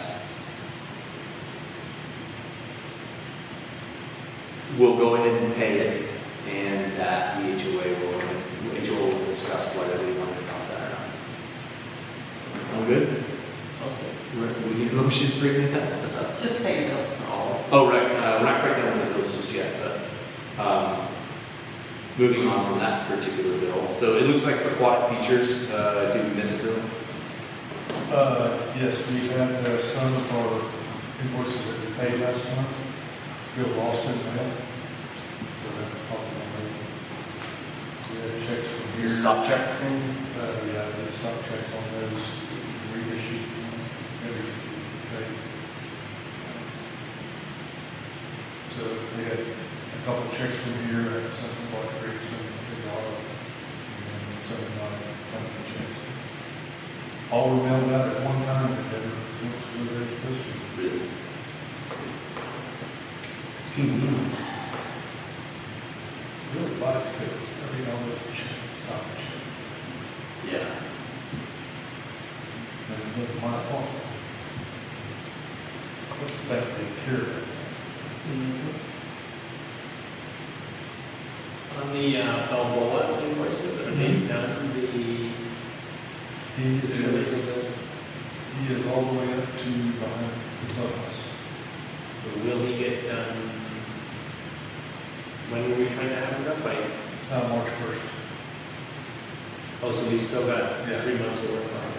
And the fire department's coming February 1st. Because we're going to have the fire department start at section 9, which is the hardest part to get to the very quick. And come back this way. And then start here and do that.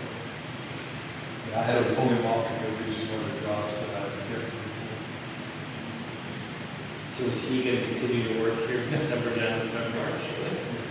And then with the fire department coming in February, will we be done everything by March?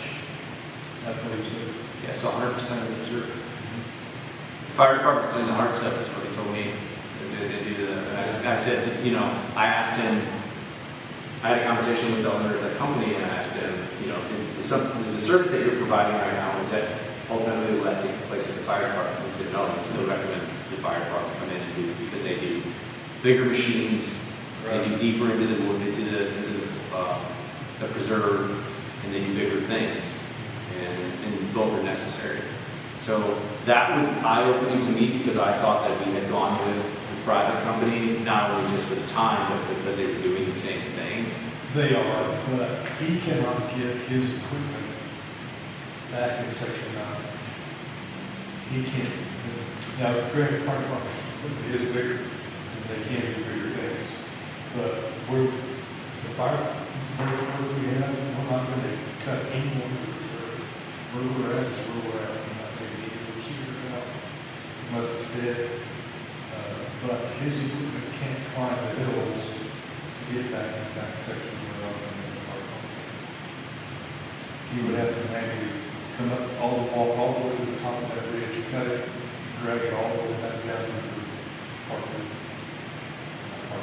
Okay, so but the stuff that he is doing, aside, He's doing exactly what we want to do. We're not going to take. but it's also what we would normally do in the fire department, Yes. except for the small section 9, which is not. He's not able to. Okay. Well, I guess that fits Yeah. more into what. Like I said, yeah, we're not going to go and take any more cedars out of them. That's not our plan at all. Okay. Any questions about that? I have questions about all these PUA and the penalties on all these PUA. And those were the checks where those checks got lost. And the DOA would not waive their penalty fees because of the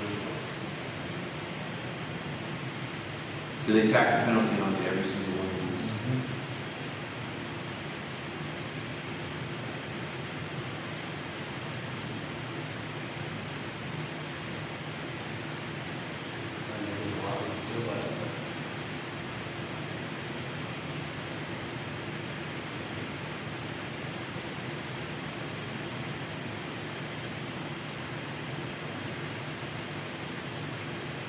Okay, any other questions? And one last question on the insurance. And I don't know whether this comes up elsewhere, but, so I see we have commercial general liability, automotive liability, and workers' comp. Normally, we expect to see directors and officers insurance. Now, because we're a public entity, do we not need it, or why do we not have directors and I officers? think in the past, the board opted not to do directors and officers. But I don't think we haven't had it in a while. I think we should discuss that, because I don't think the directors want to not have any insurance. I don't, they really, that was an intentional decision. I believe so, because we haven't had it in a while.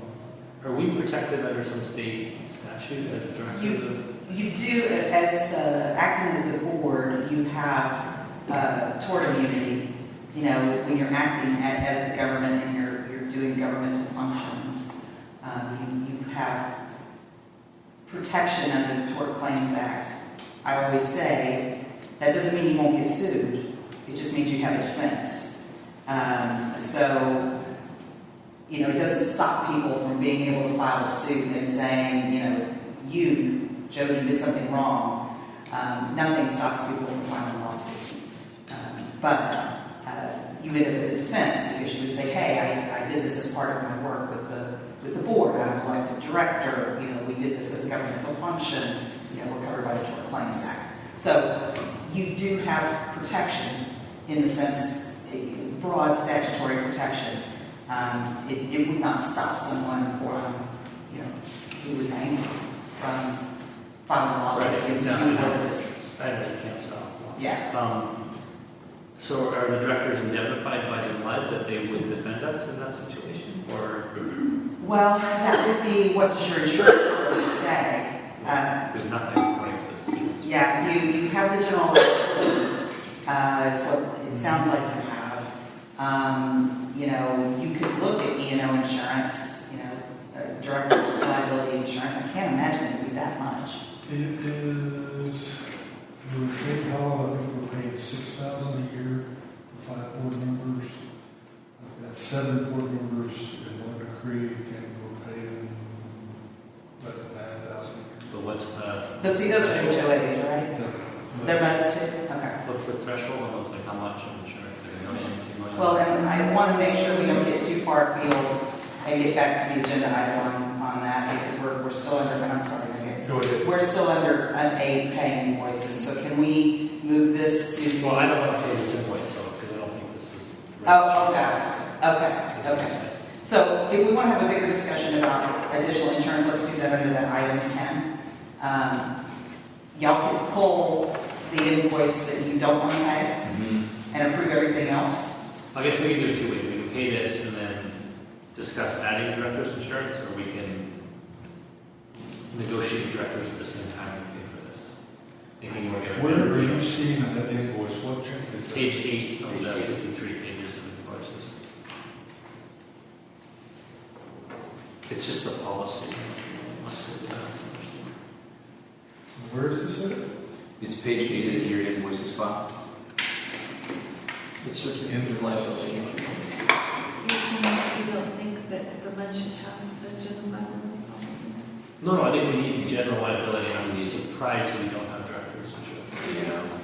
So my question is, like, when you negotiate insurance, you get a better deal when you package it together sometimes versus individual. But I don't know that it would make that much. If it's $6,000, that's not much difference. So maybe it's Well, and the truth of the matter is this invoice is probably here because it's come up now, right? The 12.2 looks like the automobile policy, or these are 3 different policies. So the automobile policies It's up all now. one policy, and this was covered under that policy. And I guess I want to understand, like, automobile, like, we don't have any automobiles, but maybe we need it for something, like, I'm not sure. Like, well, I guess when was the last time we looked at the insurance coverage we had and assessed the right policies?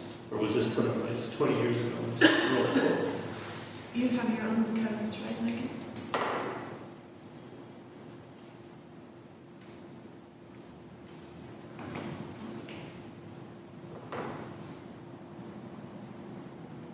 This is not our policy. This is access controls listing us on their policy for when they did the work at the gate. Because our insurance is through TML. Okay. Well, that's good, because this one didn't look very good for us. That's what you had to be confused because. No, I know, but it was very good, like what we weren't sure. Well, I was racking my brain. How do we get it? So is that erroneously in our packet, or is No, that? it's just informational. Okay. It's because when they work for us, they had to provide insurance.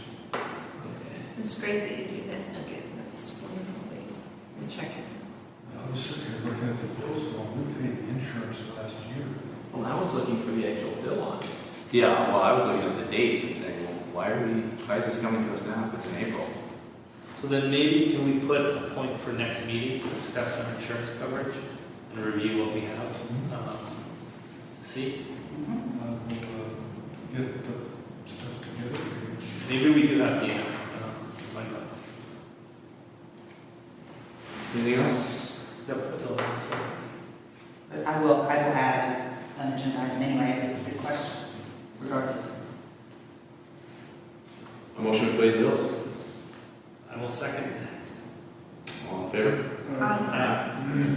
Do we need a separate one for that extra Carlton one, or is it? No, he included it. I usually write that as presented. What's it? The bills and invoices, the motion is to approve the bills and invoices as presented. Oh. And I get presented all of them, so. Perfect. Who was the second, Jody? I was there.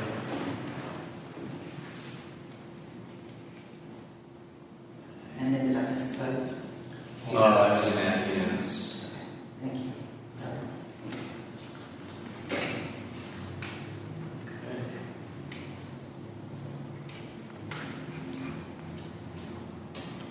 Okay, back to the agenda. Any other consent ones? I was hoping No, just those two. to be quick. All right, so let's jump into this line item number 6, or agenda item number 6, and that's the receive committee receives updates from each of the committees. So we start 6A, Facilities Committee. I can give an update on item number 1, wildflower seeding. So we went ahead and, as Robert mentioned last month, PUA went through with the reseeding. It wasn't exactly as we had hoped, but we got what we could. Then we had further discussion inside the facility subcommittee about the how we essentially reap the most wildflowers from that area. It turns out we're going to reduce the mowing in that area until the springtime, not eliminate it completely, but reduce it. Give them a chance to grow, as well as we're going to continue to water. We're not going to water any more than we have been, but we're going to continue to water. And we think that should yield the most wildflowers. Of course, there's no guarantee. I don't have anything to discuss on number 2. General maintenance, perfect. I got 2 things general maintenance, talked with K2. Okay. Fence, he was hoping he would get out this week, put the last trim board on the fence at Napa and get it stained. But he said if he didn't have it done by this week, he would definitely have it done before Christmas. So far, the gate has been working. I haven't heard any complaints about anything down there. The only thing I need to do is get the sign back on it that I took off about video surveillance and so forth and hours of gate operation. My plan is to call Geico in the morning, get an update when we get a check, when we can start working, and talk to her. I had something else in there now, I can't remember what it was, and I didn't write it down. Access controls at the gate also. In your packet, there was a proposal for $595. The gate guy is recommending that we install an extra safety loop. Because right now, all we have on the exit is a beam that's in front of the column. He's recommending that we add an extra shadow loop that you drive over, keeps the gate open, so that they hit cars. So I'll recommend it to the board. You embed that into the So that goes in the asphalt. So how do they do that? They cut it with a saw, with the wire in it, and then put a C-fix in it. It's $500. $595. Even cheaper than fixing someone's car. Well, are we responsible to hit someone's car? If the gate closes on them? I don't know who's that. How often has this happened? Well, it's happened to me. Well then. Well, my father-in-law was driving the car, but he put a big gap in my It happened to the guy with the tractor that hit the gate, ripped it all out. Okay. Yeah. I said, I'll bring it to the board. Yeah. Okay. I am concerned about the gate breaking out Terry's truck. Thanks. You're welcome. So those were the only 2 things I had on general maintenance. Well, in that particular case, we did Do we need to discuss that? Are we looking for an answer now? Just the proposals in your packet, if you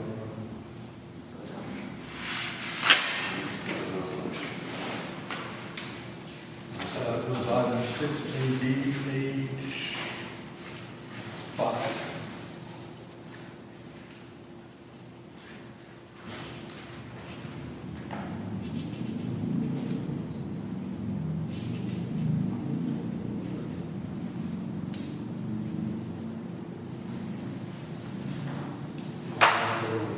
White pages with the numbers. Yes. I keep doing that.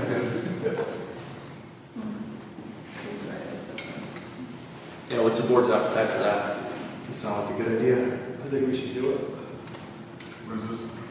This is in, ordering and installing a loop, a safety loop around the sort of the landing portion of that, the gate inside, so that it doesn't open on, it sort of doesn't So open that'll on. close on cars. Yeah.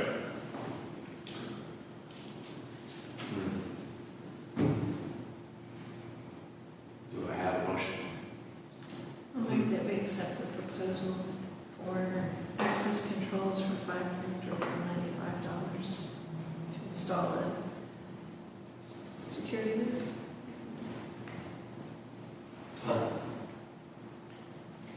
Thanks. Any further discussion? All in favor?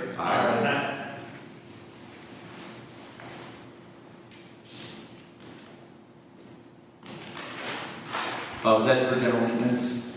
That is it for me. So, 6A3 stormwater basin maintenance project, anything to discuss there? I haven't, if y'all want, I can reach out to Lucid Engineering and see if they want to come through and look. And I know we've got two things that we need to do, we just haven't. There is so that silt in Napa Pond. That's one of the items that we need to do. Yeah. And then the reeds that are against the dam are the two projects I have scheduled for this year. Yeah, we had talked about those last meeting. We need to get those on the agenda and vote on those.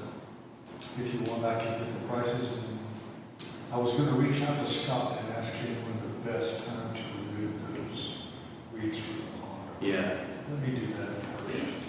that's a good idea.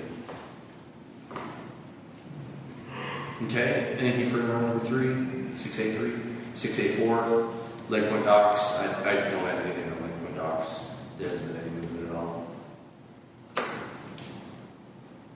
Maybe that's something that Coach can take on.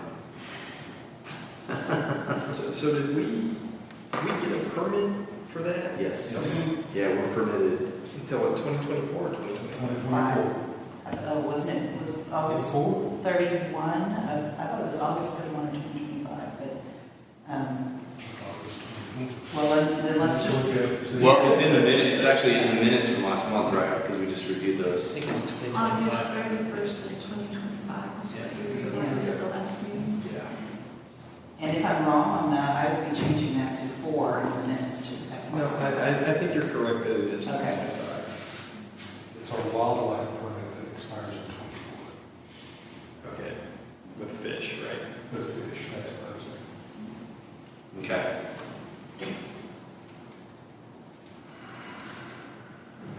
So I know it's a pressing issue because of the expiration of that. There hasn't been any movement on it. We haven't had any discussion on it. I think that's another one that we probably need to collaborate with the HOA on. Understand if there's an appetite for a bigger dock, more inviting dock, or any kind of dock down there at all, aside from the privatization that unfortunately is not here anymore, but that he went through all that effort for. Well, and how safe is it going to be if they put in more lines, intake lines? It seems like there's more problems with kids. But, I know they've got things screened there. But, Yeah, but they'll just end up at the Wolves Mines. Do they need to buoy, in all seriousness though, do they need to buoy that off down there so that it won't go by? That's like 200, it's gotta be 200 feet from our dock, right? Isn't that the law? The current one, yeah. Yeah. But I don't know what the design is, because one time I heard Jim talking about putting boat docks all over the place and, Oh, right, you yeah. know, so I don't really know what the current plan is. Right. Well, there is no current plan with regard to the board. That private conversation that's happening with Jim, I think that he's let us know that he's stalled in a number of different places and kind of a chicken before the egg scenario. And this board is not prepared to entertain any expenditure to seek that for private companies. So I think that's where we've landed with that. But we have paid a significant amount of money for this. We have two from the HOA, we Yeah. pitched in, not a significant amount, but we did pitch in. For the permit. Yeah. Yeah, so for the permit, so yeah, let's get back together and discuss how we should go forward with the dock. Okay. And that one's kind of, like I said, it's a hot button issue. Not that 8/31/25 is close, but if it's the permit's going to expire and it's a 2-year project, then it could be closer than I think. And I guess we need to find out if we can even use the road before we spend a lot of money, based on what I heard last month at y'all's meeting. Yeah, there's a number of challenges that we have to discuss and get over. Yeah. Okay. Further on the docks. Here, I said we didn't have anything in docks, and I spoke for about 10 minutes.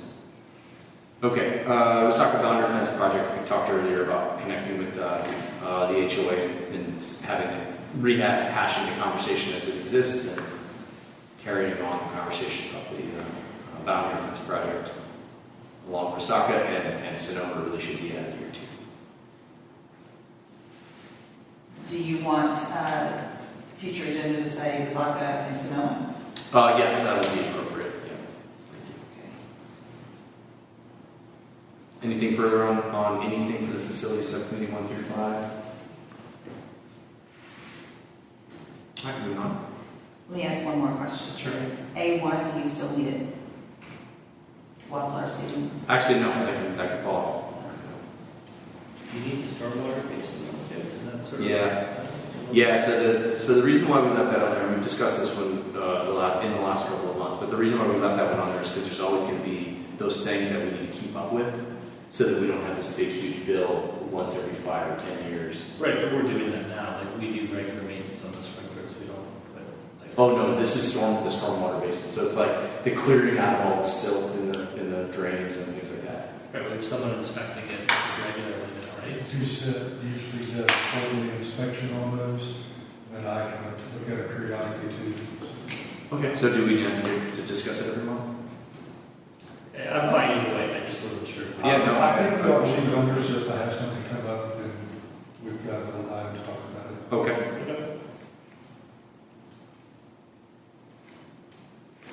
You know, Pat brought up about the water runoff from the adjacent property. Is that something that we need to look at, or is that still an issue? No, it was just during the construction, wasn't it, of Lake's Edge? I don't know, I haven't heard anything about it since then, but the gentleman who lived over there at the time was an engineer, and he was at one of the BK meetings I was at, and he was complaining because it was affecting his property. And they were or had put some houses in, so I don't really know. And I think he's moved. And that's Lakestone, right? Like Yeah. the right hand side of Lakestone. It's actually, the guy who was complaining about it, it's on Emerald Falls down by where Ed lives, on the other side, like across from Ed. Oh, okay, so like more like the entrance of Lake's Edge. It's closer to BK's Road. Yeah. Yeah. Okay. Well, I don't see any actions that we need to take. It doesn't sound like. No comments that we want to. Right. Okay, anything further for facility subcommittee? All right, moving on to agenda 6B, finance subcommittee. Okay. So I started to put together the budget, thinking about what we would put on the website. So I gave you guys 4 notes. If you want to start with the one October 2021 to September 2022, those are essentially, I just grouped what we have in our budget by what I thought made sense as sort of the data categories and what I thought residents would be more more interested in seeing. We can read or want, but this is sort of the starting point of what I would propose that we put in that. So we have to put on like the last, I believe it's the last 2 years plus this year's budget, and then we need to show the percentage change year over between last year and the current year. Those are some of the requirements. So these are the buckets that we would put on the website, and then we show the change year over year basically in the budget lines.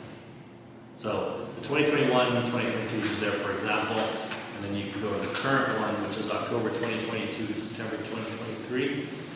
And what I've done here is, and this is pretty easy to do, it just prorated the budget over the 2 months so far in the year, compared it to basically actual expenditures. So I don't know that I want to get too bold and update the website that frequently, but for our meetings, it is very quick to run this filter on these files. So if you look at the next page, you can essentially see I drilled down on the 2 biggest changes. So landscaping and maintenance, somehow we're $25,000 over budget the first 2 months. And subdivision improvements were $34,000 under budget for the first 2 months. So then I just drilled down to the sub accounts to show you what it was. And so Nugget, I think on the, where was it? Landscape. We have an extra, let's say we have 3 months of landscaping in here, even though the budget's for 2 months for October, November. So it's like things like that are really easy to see when we break it down like this. So I talked to Doug, we might try and bring a screen, and we can drill down and go through the budget like this very quickly. And personally, I find this a little more meaningful than looking at the big sheet that's in there and comparing 2 months of expenditures to a 1 year budget and not really being able to filter it out. But I can give you guys access to the file and you can play with it yourself too. It's really easy, just a quick table. It's really easy to use. We'll trust you. Well, no, but if you want to look at it yourself, it's easy enough to do. So what I want to do though is what I want to put on the website to be the same as what we use in our meetings basically, so that we're looking at the same things. And these are the buckets I'm going to propose. So you guys can sort of think about it and see if you want to break things out a little further differently. The one thing I did include is last year's audited financials. So it's in there as well. I find it weird, and I need to ask Nugget and the auditors, but we put like almost everything in repairs and maintenance, which I think disclosing it like that to residents, even to ourselves, is not that painful to have like that big bucket with everything in it. So I like the way I propose breaking down here a little bit more detailed. So anyway, let me know your feedback on whether you want, I can go more granular or less. I don't necessarily know which one's better. But whatever we sort of decide to review, I think we'll try and make consistent to our meetings and to the rest of it. It'll be pretty useful. Let me add a little bit to that, Jody.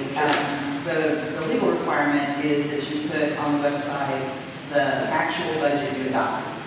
So you did that by resolution in August or September.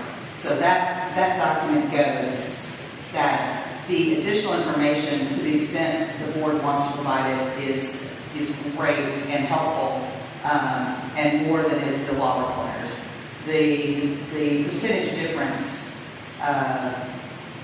year over year is just looking at that raw budget that was adopted in the September versus the one adopted in the next September and the next September. So if you hit those by just putting, you're required to put the whole resolution of your budget up there. The extra work is awesome. It's not required. And I'll email you tomorrow, Kelly. Okay. If you can give me an example of a handful of months of what they put up, I want to sort of see how they're doing. Yeah. Benchmark a little bit before we do that. Yeah. So I tried to look around, but I didn't know that many, so if you can just give me 3 or 4. Yeah, if you'll email me, I'll do that. I'll send you an email. I'll send it to you, because everybody looks at it, it's a different, under a different tab. Yeah, and they're all going to be different, I get it, Yeah. but we can do that. So that's sort of where we are with the big part of our outstanding things that we're trying to get on the website for January. I thought we had the audited financials on there. I see the button. We haven't saved it there. So I can work with Doug and put them up super quick. And then Nugget, I'll just need to confirm with you. I need 1 more year of it. I can take it out of the financials, but it's it's not going to be the same way. So I'll reach out and get the budget from October 2020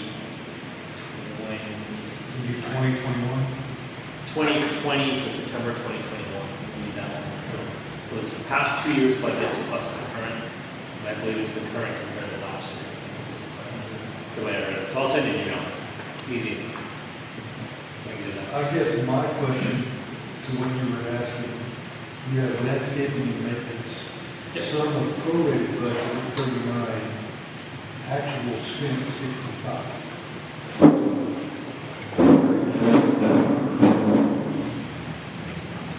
Yeah, so the big difference is the fire break looks like we spent more for the So did you add fire break to the landscaping and maintenance? That's right, yeah. So when you drill down, like if you go to the next page, I just broke down the two biggest variances. So if you look at this year's budget, you'll see that two of the biggest ones are landscape maintenance and subdivision improvements. And then I just ran the filter to only look at those two, and then look at the accounts below it to feed up to the totals. So this is more for information, but at the next meeting, I talked to Doug about bringing a screen, and we can look at this live, and it'll be really easy for everyone to see. And the budget number, this 179, this is linked to the $1 million, I think $80,000 budget that we approved at the beginning of the year. So it's all on the same file, like it's all consistent. And all I did is prorate the budget to of the Cody, I had another thought, if you don't mind me interrupting. Since we have that big wall right there, we could get an inexpensive projector, just connect. And put it Yeah, right there. that's easier if you have it. That'd be easier. Just from past experience, that's a horrible screen. Really? Yeah, it's the biggest piece. It's, yeah, it's too We've broad. we've tried projecting onto them, they're horrible. Did you mean just that wall, you mean? Yeah, Because it's horrible. not even. Because it's not even, it's not flat, it's not white. So we can play with that with you, but it's something that would be easy enough to do on a screen, and we can review the budget really quick and flag any differences. So that's sort of where I'm at with that piece of the finance. The 5-year plan, I was going to wait and get this stuff done first. That's what I thought. And then I don't know if we do it here. Kelly, the schedule of investments, is this part of the finance committee, or is that we do that separate from it? I think that this, you can take it under just your regular B item, that makes sense to me, finance, yeah. So I'm fine with the investments as listed by Nugget. There's a couple of typos in the sheet that we're going to fix for next time, but I don't have any problem approving the investments as leaving them. I will raise an additional point about this though when we go through the policy, which I believe is point 12. The investment policy, point 12. But as far as improving the current investments, we need to make a motion, Kelly, we did last time, right? You can do it every month. The Investment Act means that says that you have to do it no less often than quarterly. So if you want to do it every month, your auditor will hold up before. We did it, when did we do it last year? Last month. Yeah, so if we, you can do it by fiscal quarter if you want to. And I'm going to provide these every month regardless, Yeah. Yeah. because I think it's better for everybody to see it every month. Yeah, so just the formality. So I'll make a motion and then we approve the schedule of investments as of November 30th. And I'll find answers to the questions you guys need. It's just a small typo. I second the motion. Any further discussion? All in favor? Aye. And that's all I have for finance. I think these look good, Jen. Thank you. I'll clean them up, I think we can look a little better. I got a rush today. It'll be pretty good. The Preserve Committee, 16. We, like I mentioned, met with the HOA on the kayaks and, Kelly gave the documentation for, I think both of us, the documentation for the preserve. And haven't gotten any update on them as far as the thing on proceed. pursuing the approvals for next steps.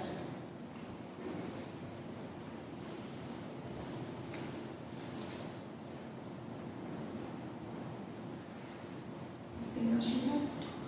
I know last time we talked about reaching out to that environmental firm that helped us with the last permit. Do we want to go ahead and do that? The board, is that something we want to coordinate with the HOA on? Because then we discussed, I think it was last meeting, we got tabled that, and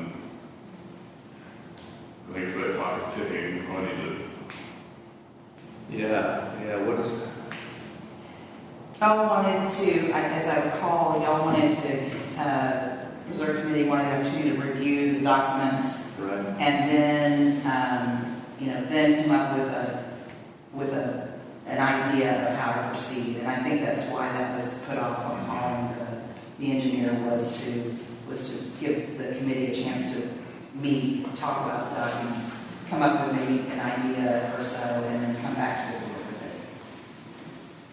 I think we should reach out to the engineering firm that already did it 2 years ago. Somewhere in their system. So by the engineering firm that we're referring to, though, we're referring to the engineering firm that did it for the PUA, not for us.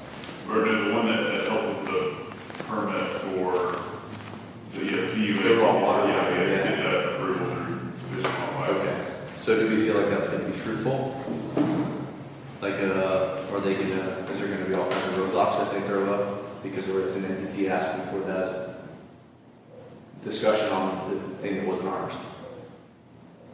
Because the permit was sort of the PUA, right? It wasn't necessarily for the MUD. So, although we were involved with it, we weren't, obviously through our land. But yeah, I guess reach out to them. But don't be surprised if they say, well, are you calling from the PUA or are you calling from the MUD? Will there be something you told Jason about? Okay, this is our PUA rep. Jason, do you mind hopping on this conversation here? We're trying to. I don't see the harm in it. Yeah. Okay. Do we need a motion then or is that just a subcommittee? I think the subcommittee could do that and report back. Okay. It's still exploratory. Yeah. Okay. They're more providing updates, so. I guess, so just clarify, really just sending that email to that, or just reach out to Jason and see if he's willing to help us with this. Get us information that we need to move forward on. Well, do you have the contact information already from the engineering firm? So Jennifer Records might be better contact for that one. And you have her contact information. We could pass those. You can get I can share. Oh, okay. Oh, that's good. Forgot about it. Yeah, so I can, let me send you both Jennifer Records information, email information, contact information. And then I need to drop off the thread and y'all can carry it. Okay. What is her role? Like? So she's the general manager for the PUA. Okay. Yeah. So she would have all of that information. And so Jason obviously is on the executive board, so he would just direct you to her. What was the name of this permit type? It's the 10A permit, Okay. in the Endangered Species Act, and it's section 10A of the Endangered Species Act. Shorthand is 10A permit. It allows a taking, a lawful take, is really what that is, under 10A. Because of his role, do you think that they would be charging us to talk to us about their process? I would ask that question. Just say, hey, we're looking for information, and, do you have time to talk to us about it?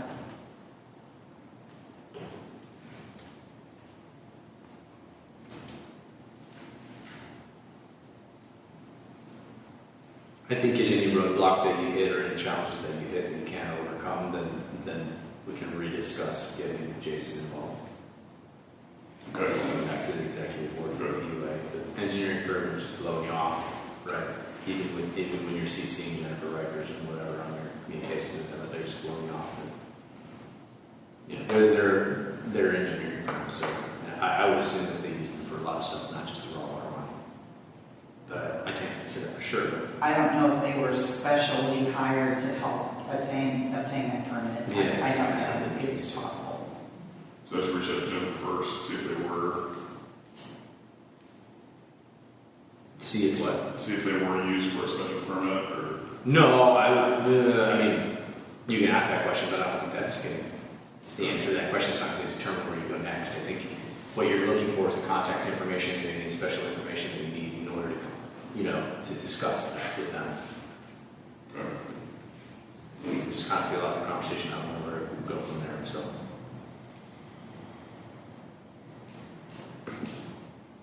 Reserve, continue. Okay, yes, really.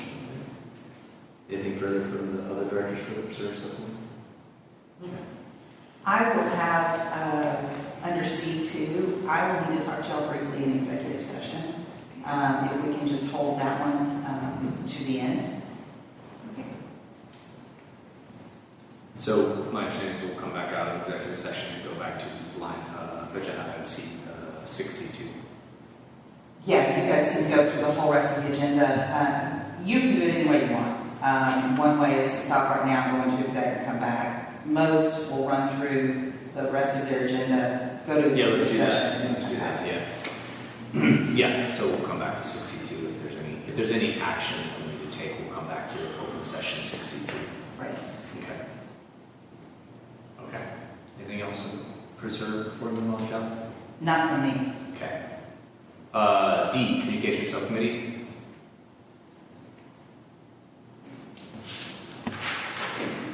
Didn't have a lot. One thing you will see on the website is we're working at posting these, making it easier for people to watch the video, to live stream the meeting, if anyone had any interest. But also to retrieve past videos from the meetings, as well as streamlining the agenda and the minutes to sort of be side by side, not having to go flip up and down on the page. So we're working on just cleaning it up. It's posted now if you want to go see. We've made that change. The other big one is we've restructured our account, so not everything, every alert we get is going to go to info anymore. So you guys have been seeing a lot of nuisance alerts related to the info account. That hopefully Doug's fixed that and you won't see those anymore. We have a new admin at Lake Point that should get all those. Info should only get incoming requests from people basically emailing the info account. So that should help. That when you see stuff now, it should be more meaningful than what you've seen. And if I may, has everybody received an info email since that changed last I time? did. Everybody's good. Did you guys receive, because I sent two to info. And that's actually a good question for you, Kelly, while we're on this topic. Just within the last 24, 48 hours, I've sent a couple of emails out, just broadcast, with a disclaimer at the bottom that says, as a reminder, don't reply all to this or whatever, but it's basically just pushing out information, not asking for any type of discussion. Is that? I saw that. No, I don't have a problem with that. Yeah. I mean, it's hard to get information to your fellow directors, if you don't push it out in between meetings. But yeah, as long as y'all are really good about no reply all, Right, then it's fine. Well, and I got I saw individual it. replies from others, but not a conversation.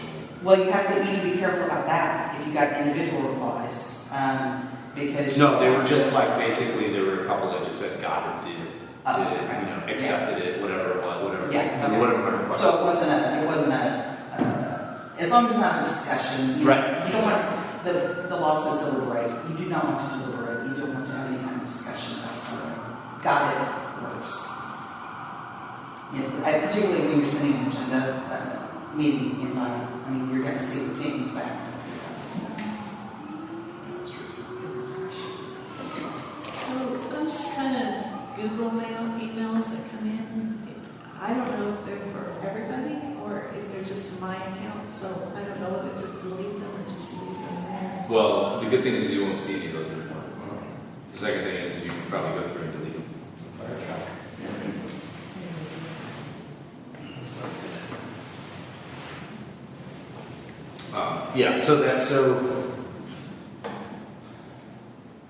Yeah, so we're getting that figured out with regard to info at and so much junk mail. I think one of the problems that we had was, or one of the things that we noticed when our former president turned over his email account to us is that he had like 2,6,500 emails. So that was kind of the straw that broke the camel's back and saying, we're getting too much junk and we need to make this change pretty quickly because I see it come in and I just kind of filter it because I'm used to doing it.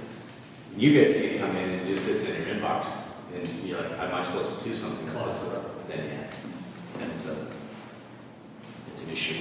So that's kind of precipitated that. Now all of what Jody just referred to is all of the accounts that the MUD has with regard to communications will be sent to a new email address. Info is still active, so if someone wants to send an email to info at, then we'll all get it. Or if anyone really is to push out information to the other directors, you should just go ahead and say info at. And actually, I mentioned that to you the other day too. So when you send something out, info at's the best way. You don't have to remember anyone's email addresses. It goes to all of us. In fact, we can add other folks to info at, like yourself, or Kelly, or whoever. That distribution list is wide open. It doesn't necessarily have to be like Pointe MUD. And it's a free, there's not a per license cost for distribution groups. So if you wanted another more global, we could create it everyone and include that. So any distribution groups are easy, and we can include external addresses as well. It doesn't have to be like pointemud.org. So keep that in mind. Even for little subcommittees, you could create little subcommittee distribution groups. Just I guess if y'all feel you need to see something. A point of note also, so what we did is we converted info as a mailbox to admin at lakepointemud.org. Converted that, created a distribution group for info. All of the old email and info is in the mailbox for admin. I also added admin to info, so to keep an archive. So if anybody is ever faced with that, well, can I delete this or should I keep it for an archive? It's in admin. So if we ever need to go back and look at something, we can always look at that. So But only if it's sent to info, not if it's sent to us individually, right? correct. Only if it's sent to info. Correct. Yeah, and we've gone back and forth in discussion about whether we should post email addresses out on our website. So, for example, landscaping at Lake Point, right, or facilities, or preserve at, or whatever the case is. We haven't really settled on anything like that yet. Right now, everything is pointing towards info. So that's the only one that we kind of shared. But as we get the subcommittee structure up and running, it might be beneficial, as Doug was just saying, to set up I already have the facilities and I have communications. And those are just aliases set up. So anything that gets sent to facilities is automatically shared with Scott. And yeah, and Scott, but as your subcommittee grows, I don't anticipate the facility subcommittee being just Scott and I. In fact, we've invited others in the past, and they've been involved with others, or I have before Scott was involved, have invited others from the community in the past, and they've been invited. And so they can also get on that facilities subcommittee distribution list. So when it comes in, and the whole subcommittee gets it, not just the chairs. So let me ask you this on, for instance, agendas. When my office sends agendas, would you prefer that it go through info at? I think so. There's no reason not to, is there? That way you don't even have to. Yeah, that way it ensures it goes to everybody on the list. Mm-hmm. And then we're just adding Doug to, so he posts the agenda. Right, yeah. Well, and I mean, because he's got it printed. And do keep in mind that I don't check admin, I don't check that email account. Right. It just exists, so Yeah. send it to mine. So send it to yours and send it to Doug. Okay, well, I'll let you. Yeah, I mean, I think it makes it easier if you just remember one email address. If you want to push something out to the entire board, as I have and as others should, if there's information that needs to be pushed out, then it just goes to info out. If we have a reserve group of emails that we need to be able to communicate, who should we go to get that set up as far as? So do you want to, so the way that I'm doing it sounds kind of complicated, and I would have to essentially teach her how to use that. But if we just come to you and say, for example, a preserve subcommittee wants a preserve at Lake Pointe MUD, are we limited in the number of distribution lists that we can create? 30, I believe.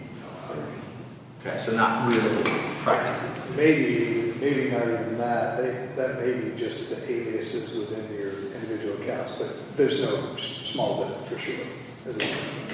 And this way it's very evident. We can look in the admin and see what's being done. The filter way or the taking care of it within an individual account, it's kind of hidden and Sure. can easily get lost and forgotten about. Yeah. If you do it this way, then it's prominent. It's probably better organized that way. Yeah. And then just let me know and I'll add and subtract. So we would need to send you the list of the email addresses to. Just send me the email account that you'd like and who you would like the members to be.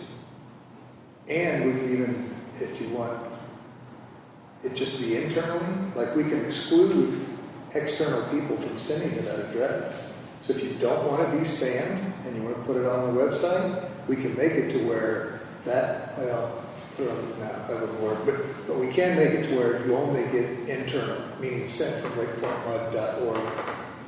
Yeah. No, but I think what she's mentioned is she's got like 10 people that want to be on the preserve subcommittee. Yeah. And help with that Just stuff. send me that list, I'll add you. Yeah. Thank you.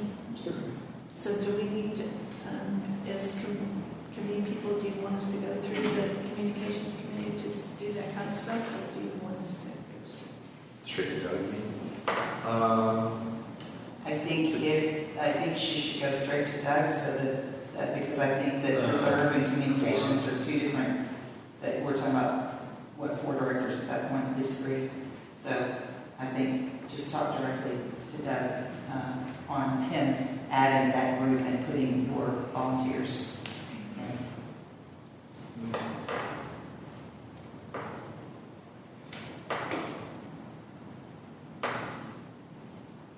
Okay, so D1 through 3 covered? Yep. D4, is there? Yeah, that goes back to, you asked where are all the old resolutions? So I would say, I have a very limited amount. I've got what my office created, obviously. I have a little bit of what Randy created, at least the drafts. What I don't necessarily have are the signed resolutions in my electronic files. I don't know if you have the original signed resolutions, orders, that kind of stuff in your files, but I would assume that some number of those boxes that you have contain a lot of those documents that you're talking about, Terry. And I mean, some of them are going to be ancient history, right? Not necessarily something you can get rid of, but there could be things you could get rid of. So I'm thinking more about familiarizing with them and refreshing them if need be.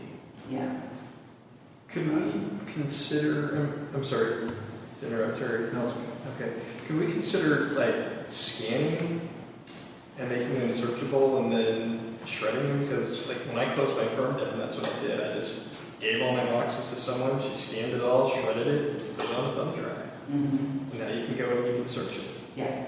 And maybe you think that's something we should That's consider? something we've talked about on the board before, for sure. We done pulled the trigger on that. I think the issue is when it said he's got a 8x10 warehouse stacked to the same. I counted boxes here about a month ago, and I've got just under 200 boxes, file boxes of files. Well, That's what I have. I don't know what Randy's got. yeah. Unfortunately, though, the more months and the more years we talk about this, that number just goes up. Well, I think what we need to do is start to archive things on the network. Starting today, everything gets put on there. So we'll talk about some of these other things, but all these resolutions that we're passing at this meeting, we should get digital copies and save them onto the network. So I've been saving, since we set up the network a year and a half ago, all the minutes, all the agendas, all the audited financials, all that stuff is starting to go on there. Mhm. But so there's other gaps that I obviously haven't been doing, but we should make an effort to archive everything we can on the network starting today. Because the other issue we have is we can't look anything up. Like there's nowhere to look for any information. Everything is call Kelly or call Nugget and hope they know where it is, basically. Mhm. So it will be valuable to start to do that. So I can work with Kelly and we can try and figure out how to save it. Because I can give you access to the network to just save it, or you can send it to me, I can say whatever you want to do. Okay. But we should start to find a way to, because I'm saving the minutes in the agenda, so that's it. But it might be nice to break up the resolutions and have them dated and with a name and we can search it later. Yeah. It'll be easier to find. Everybody will thank you. Well, and it's not that much work to do as you do it, Yeah, but once you fall behind, like we are, it's really hard to fix. yeah, But at least if we can do it prospectively within 12 to 24 months, we'll Right. have a base. right. But Do you want to, what I can do, and I don't know, you could probably answer this better than others, we have to keep the paper, or once we scan them, we shred them. Is that legal? Yeah, and I know that you are supposed to maintain the originals of certain documents. And so, because the law is going to be the last thing to catch up to all of this. So I'm not taking away anything from archiving it because that is really what we all do now. We pull up the computer, you know. But there are requirements that the original thing be held for a certain amount of time. At some point, the law will catch up. Right. So I guess where I was going with that is I've got the boxes, I've got a scanner, and if I have time, if you want. Oh gosh, it would take Yeah. 100 years.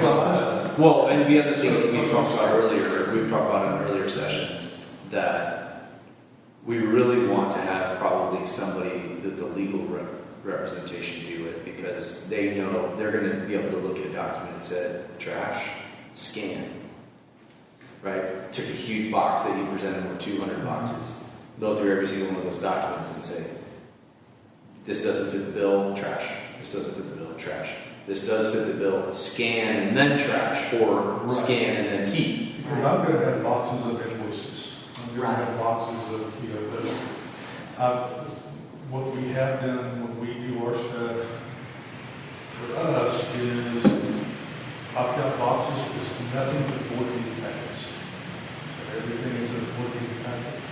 There was a resolution that I had a signed copy of, it's going to be in there. More than 99% of the time when the resolution got signed, Randy or the attorney's got it. Right. We're not going to have a lot of sign stuff unless I got it to scan and send somebody else. That's the only time I'm doing that. But, I've got all of that stuff. If it's something you don't want, instead of charging my $75 an hour rate, with a $25 an hour rate, we could be able to start working. Now, I'm not going to say that I'll have all 200 boxes in a year. But it's going to take me a week to do one box, so. It's just something. Hiring somebody that's, Hiring a paralegal just, knows what needs to be kept. And well, or I hate to maybe say not that even. you're going to pay everyone $120 Well, yeah, we would end up hiring somebody to be dedicated to that, because our current staff couldn't go through 200 boxes in enough time that, we would have to hire somebody to sit and do that project, for that. A law student. Law student, clerk, somebody like that, not somebody in my paralegal, rate, because that's not gonna fit. So the legal services companies that can do that, it's basically a document. Yeah, so yes, and I don't know what they would charge, but one thing, they certainly have taken, like in Discovery, and scanned all that stuff. And I just don't know, we could look at what the cost would be. I could call a couple of document companies that we work with in the past. I think they take a lawyer like $80 an hour or something, so Yeah. who knows what they charge, Right, well, and that's, but like $250 or. at some point, I don't know, y'all will have to budget Right. It's not gonna It's be not cheap. budgeted, well, it's not budgeted at all this year. Right, it's not gonna be cheap, but like I said, my office would have to bring in a clerk to sit and do that work. And then I will, document, companies could do it, just how much are they? They're used to being worked into a litigation budget, so they charge litigation rates. That's the downside. Are they used to it? Yes. Are they cheap? No. That's the downside to that. But in any event, if you guys aren't there yet, the communications committee could, I could talk to you all about your options, whatever. But And also I know that the scan and shred my boxes was $250 a box. Now I didn't have 200 boxes, so you might be able to get a lower rate. So that's just what we're looking at. That was what I was getting at, it's not necessarily But going to. 250 times 200. Oh, it's 40,000. Oh, right. So that's your ballpark. I'm sorry, Jake. But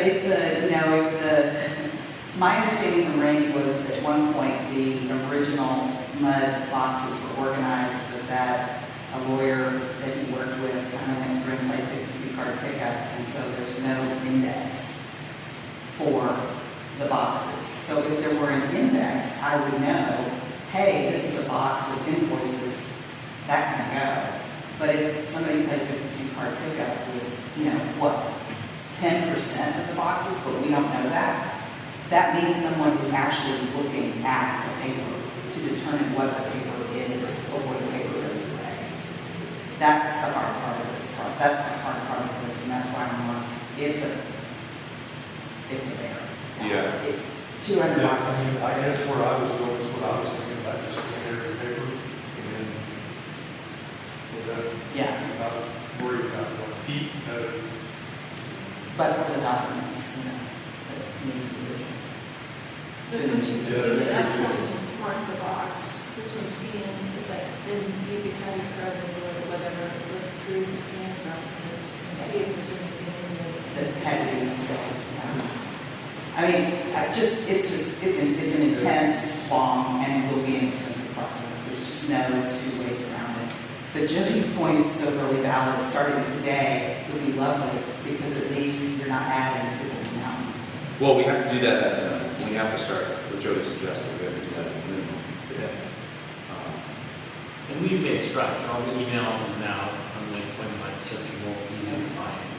And we're starting to save some documents. We just need to make sure we're saving all of them.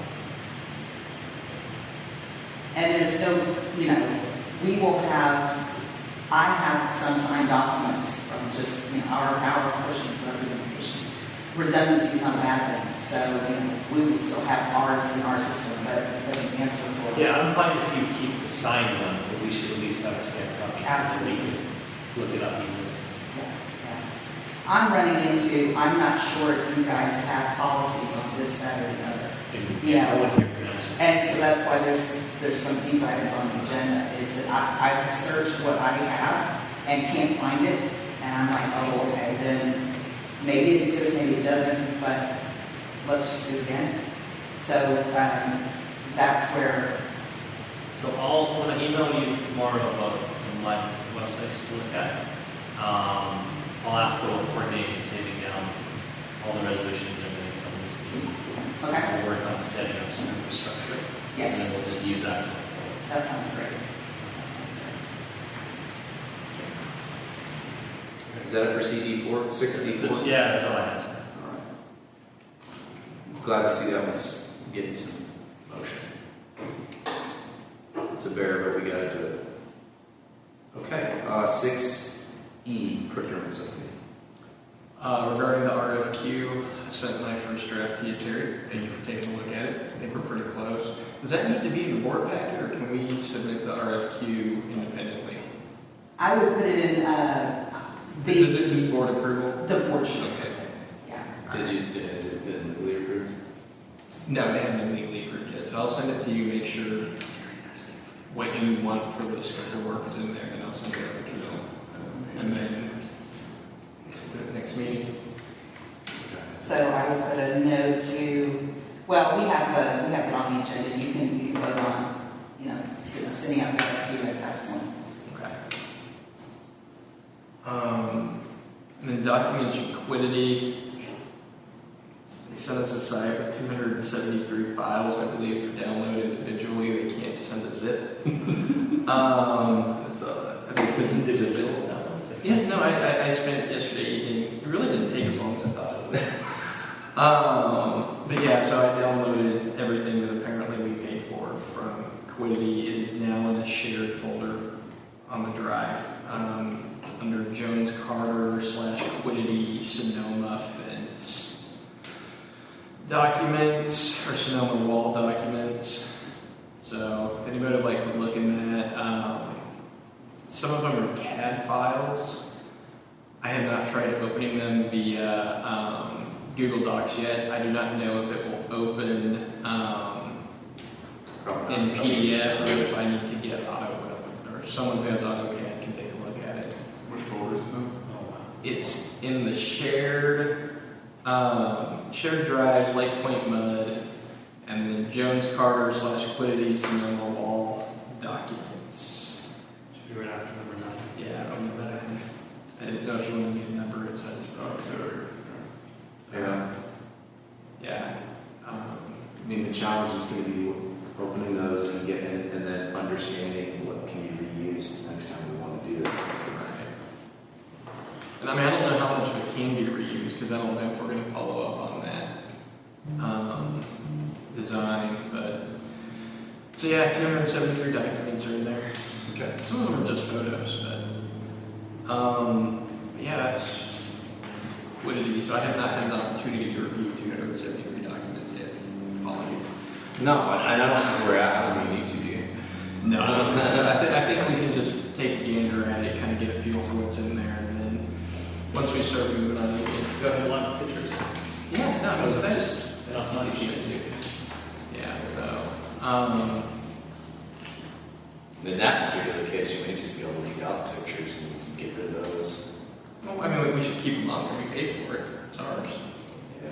So we'll just keep it in there. Or maybe take the whatever's contextual documents and put it in a subfolder. Right.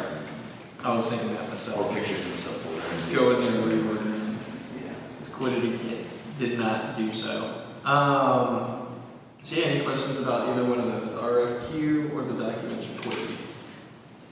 One more issue regarding, I guess if they would fall under the purview of procurement.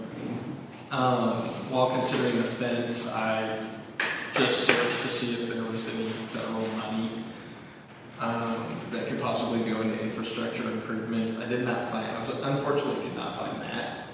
But I did find apparently Texas Parks and Wildlife, for instance, will give grants for recreational facilities. So, if we ever do anything where we do improvements on the park, or if we build a new swim dock or something like that, we may be able to just, what I immediately found was we may be able to do matching grants for that, since it would be a recreational facility, because apparently it does apply to utility districts. But does it apply to private parks? Because if we took grant money from a public thing, we have to make that park public, and therefore, like the tennis courts and our dock and Vista Point Park would be. That would be a question, how much is how much would we get from the grant? Right, usually it's a matching grant, usually 50/50. Right. So, but I can put those documents in there just for something to look at. But yeah, that's a great question about whether if it's for private use, whether or not TPWD would cover it. But Technically, and Kelly, correct me if I'm wrong, because we went through this in another district. Even though that's the Lake Point Park, it's open to the public, anybody in Austin can come use the park anytime they want. Except for the tennis court.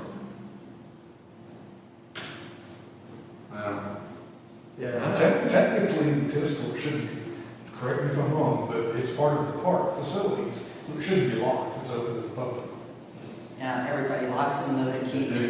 But they lock them to keep the other people out, once we ran into this in another district. Right. About the swim dock being public, because it's behind a locked gate, right. because that's for private use only.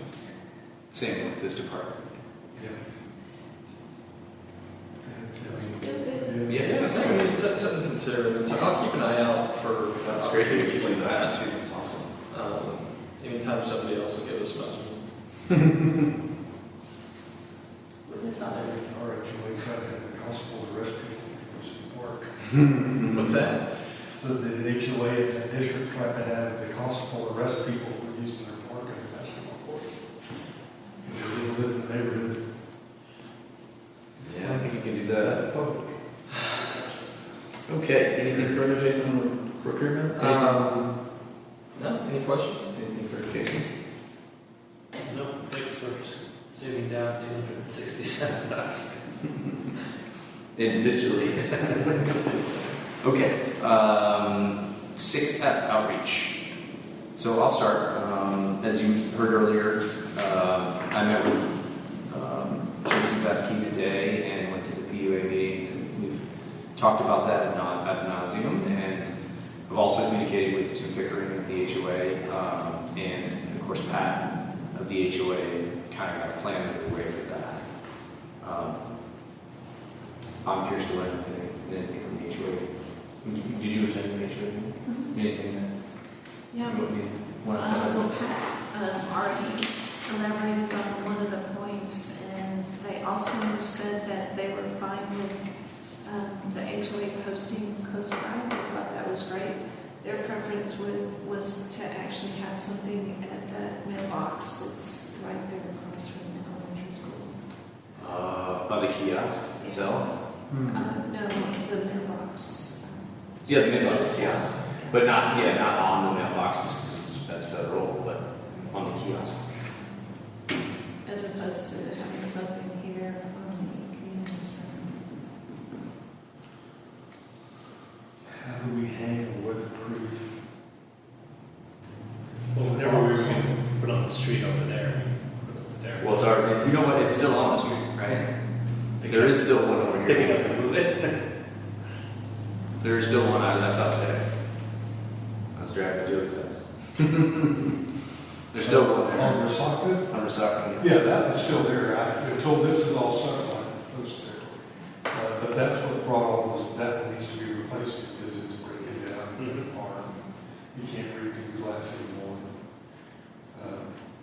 But if we're gonna, I guess that's the question, is where do we want to move this? And if we did do it over here, is there room for us to mount I sent you a picture of Yeah. one of those that's weatherproof for us to. And I don't think it has to be big and elaborate, right? It's just got to be able to display, 2 pages, 2 or 3 pages? At maximum, and when we do elections, we'll have like 9 pages. Oh, really? You could, depending on how long your regular agenda is, plus an election's always a supplemental agenda that's in English and Spanish. So you can get up to 5, 6, 7 pages, to, all depending on how long your regular. Now, does it have to be posted? And that's why we do the resolution, right? It have to be posted at the same place every time. Correct. So we couldn't say, on election year, we have to blanket these windows with Well, pages. I'm curious, Penny, where you're saying this is, that they was Sure, so if you drive out of here, Uh-huh. as you are getting ready to leave, I don't know which way to go, left or right. I go left. Just to the right, there's a mailbox station right there. And some Yeah. of those group type boxes. It would be better if it were at the location where you meet, if you could have something right out here. I recognize Gilman and Berlin. But, because I have to come up with an address of what that is, and, Well, you know what the address here is, right? right. So, I think you could still use it because that's basically the driveway. yeah, I think you'd have to use choice. But what's wrong with just the glass case out here? Do we decide that that's not ideal? It's not complicated? Not access to the public. Yeah, the public has to be able to access it without, having to go through. Public as in constituents or public as Public as in anybody on the planet. Oh, okay. Because the constituents should have a swipe card, but. Those don't often work. Right. I mean, what I was kind of thinking Yeah. Would just put a neat case right there. Yeah, did you mention that to them at all? No, they said initially behind the gate, and I mentioned that we wanted to use that option because the public had to have access, and I said that we talked about just pasting it on the doors, and That's not it. they said, Didn't like that. yeah. No, I mean, I probably wouldn't go for that, to be honest, myself. Why don't we tell them we need the address and ask about doing something better? It's a better one. Well, the question is did you present that as an option? And they said no, No, they volunteered their options. These ones.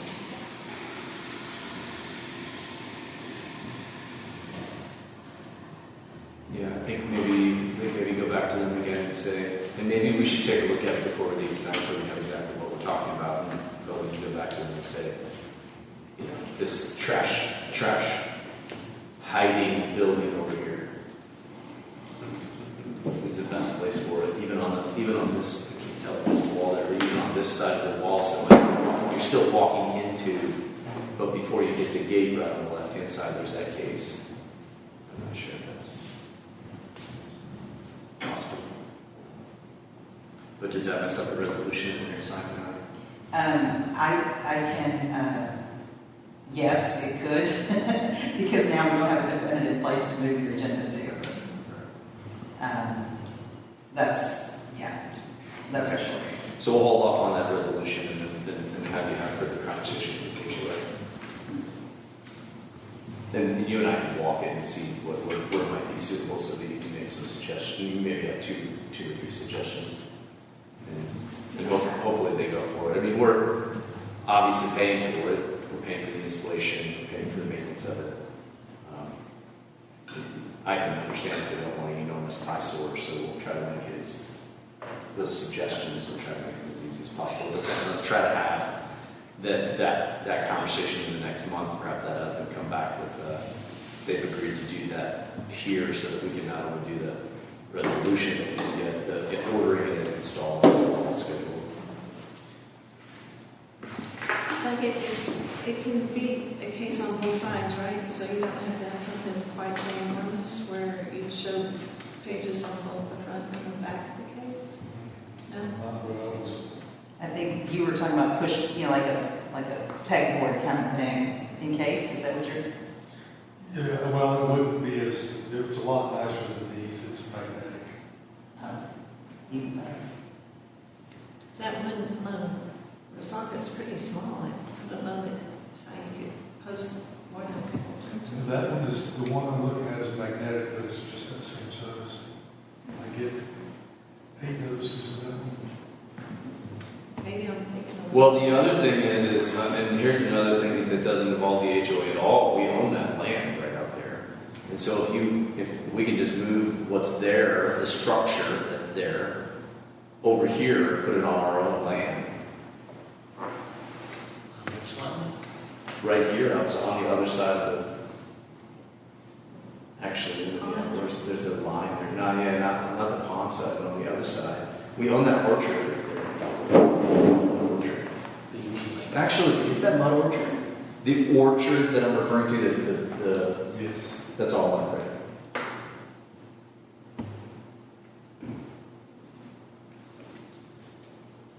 So when you say it's magnetic, you mean that that's how these pages Yeah, all of these little pins are magnets and it just holds everything.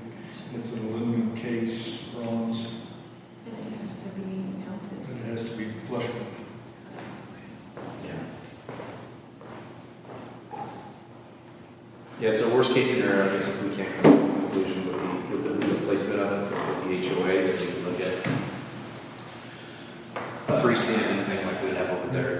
Just take a couple poles and back them. Yeah. We just have to find a good location that we own that we can do there. And who knows, maybe it's the key, maybe it's the mail kiosk is an option. That's my mailbox. I personally Yeah, thought it was a good idea. I'm not sure. You just have to- They're going to do the meeting there. On this one, we've got it on the right of way, on the road right of way, Large, which is mud flat property. covered. So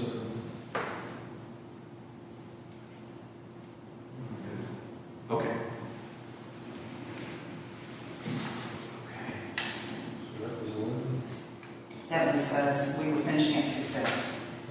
Because it's also an item for number 11. Yeah, 11 is, I think we're gonna end up tabling that and bringing it back in January. 11 was the resolution itself. Yeah. That's what we're gonna table. But before we move on from outreach, so the other conversation that I had was with the PUA, with legal. So I've been collecting and reviewing some of the formation documents and some of the original documents from that, from our relationship with the WTC PUA. And so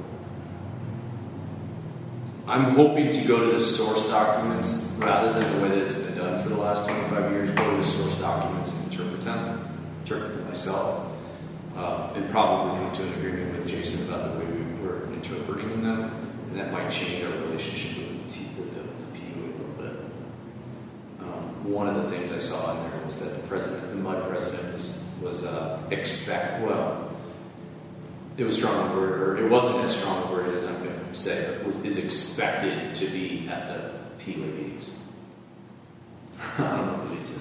And so, and even so, and I think that there's something like they set aside a place for me to sit and that kind of thing, for the president to sit. So I'm going to dig into that, see if it's really like what was the purpose behind that, if that's necessary.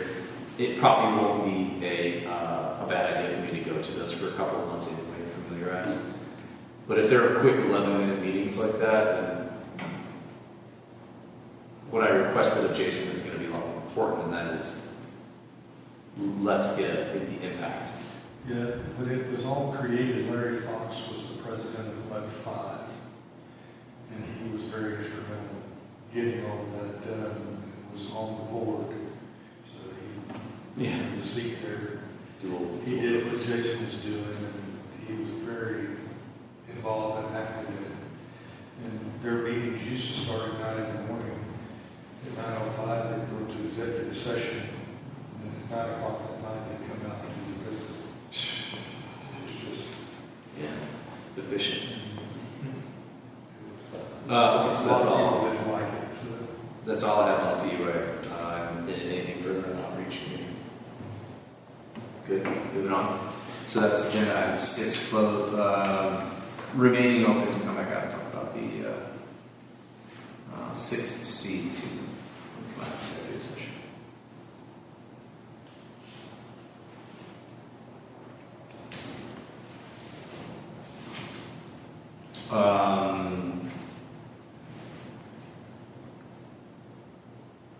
Disbursement signature. So number 9 looks like it's the next on my agenda. Is that we'll do that now? Yes.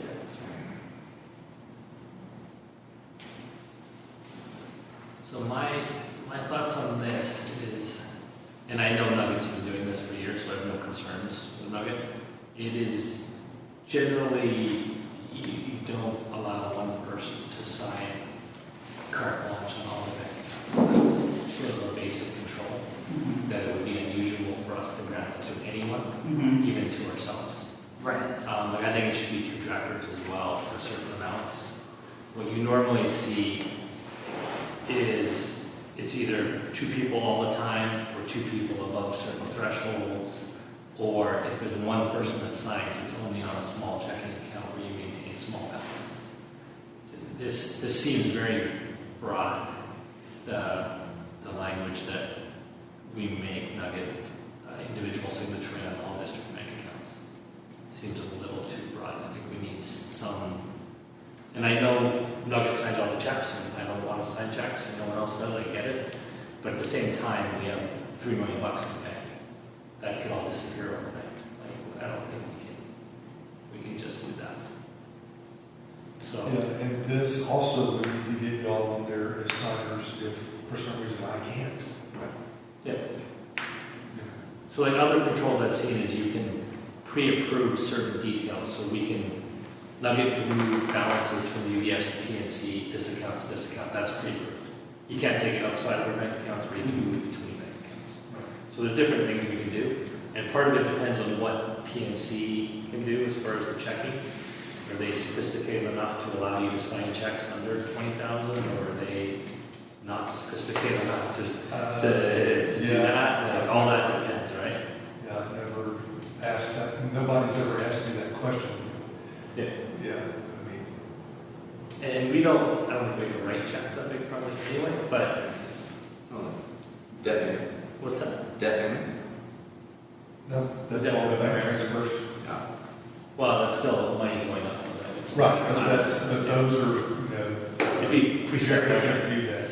She has to initiate the wire, get all paperwork done, then the bank has to call me and get verification on it, and another person at the bank has to call me for a password.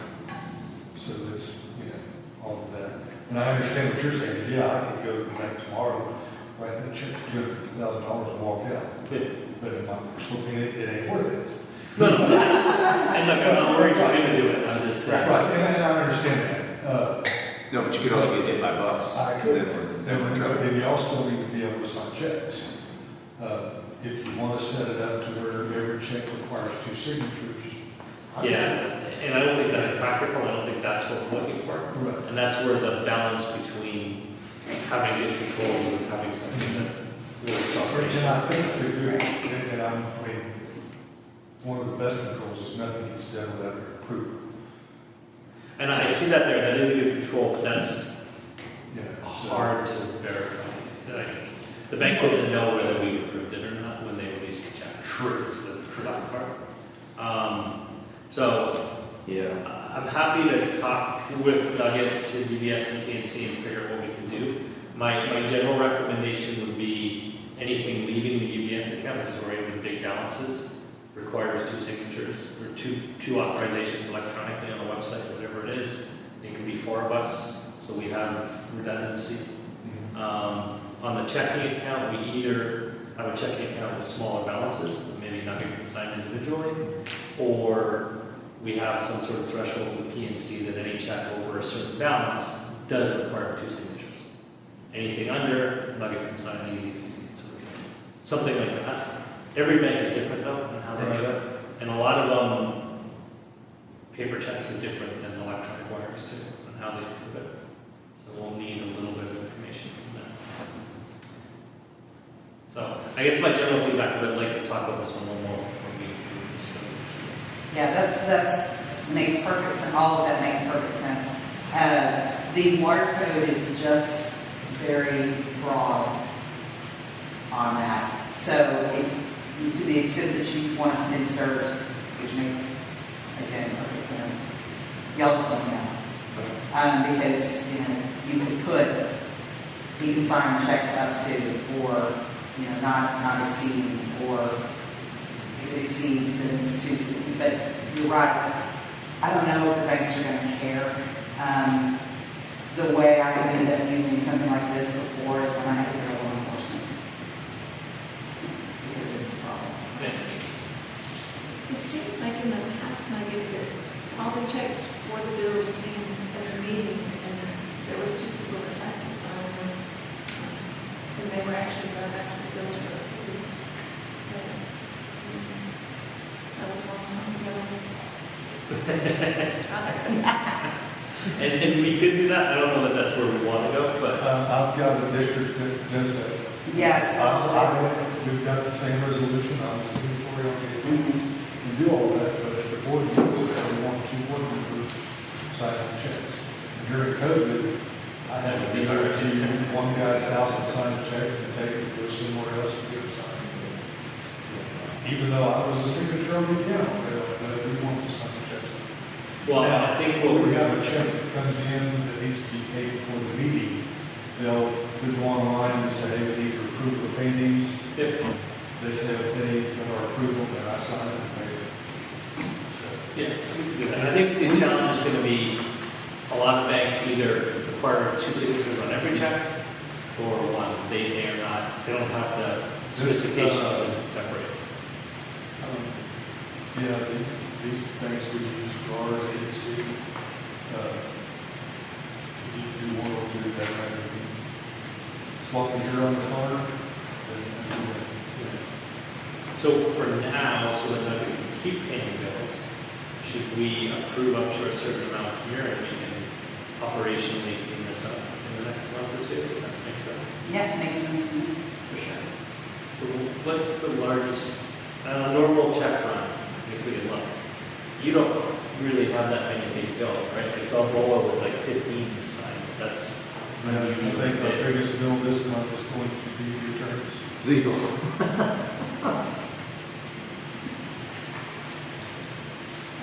Yeah, the only time we have big bills that I will sign a check for is gonna be either the landscape resources when they did the median, which was 55,000, which we didn't do until the board approved. If we were gonna do wall projects, we would start signing off on It's true too. pay draws, that kind of thing. But on a lot of those, you'd set up electronic transfers and just do it. Our account elections, because our software for MIP to set up for ACH and check funds, I have to buy another module for the software at $5,000, and then another $1,200 a year fee to make it work. So we use opposite for all that. And usually, when you get into a construction contract like that, you've already spelled out in the contract how those draw requests are going to be handled, who's going to be handling it. So you kind of created a layer of control on top when you get to expenditures for those kinds of projects. But Yeah, the challenge, and that all makes sense. The challenge is operationally with the bank, having the rules that the bank will enforce. yeah, And that's Most of generally them. decided by the bank. yeah, and from just my side of the experience, I haven't yet found a way to make it bigger. You know, I honestly, you know, big, little, small town, big town, they don't want big responsibility for it. They put it right back on the entity to run their own controls. And in general, when I'm paying bills for y'all, 90% of the bills are at the meeting. They don't get signed until tonight.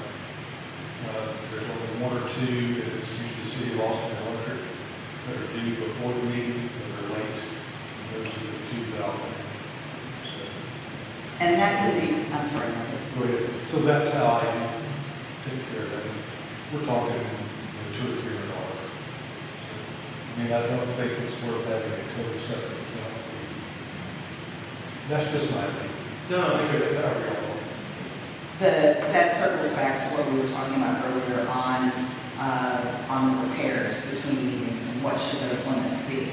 Because we could put that in this, you know, we could, I can increase the name, you know, change the name, and it's not just the signatory, but it's also, you know, who signs for what and when and what is your limit. So we can fold that into one, because it kind of makes sense to talk about it in one spot. If you like, but I wanted to circle back to that conversation when we were talking about the controller at the beginning of the meeting, and gosh, if another one goes out, how do we pay for it?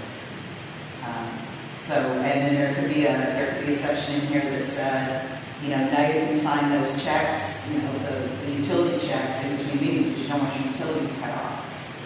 You could be that specific, or you can dollar value it as well. No more than that, not to exceed. But,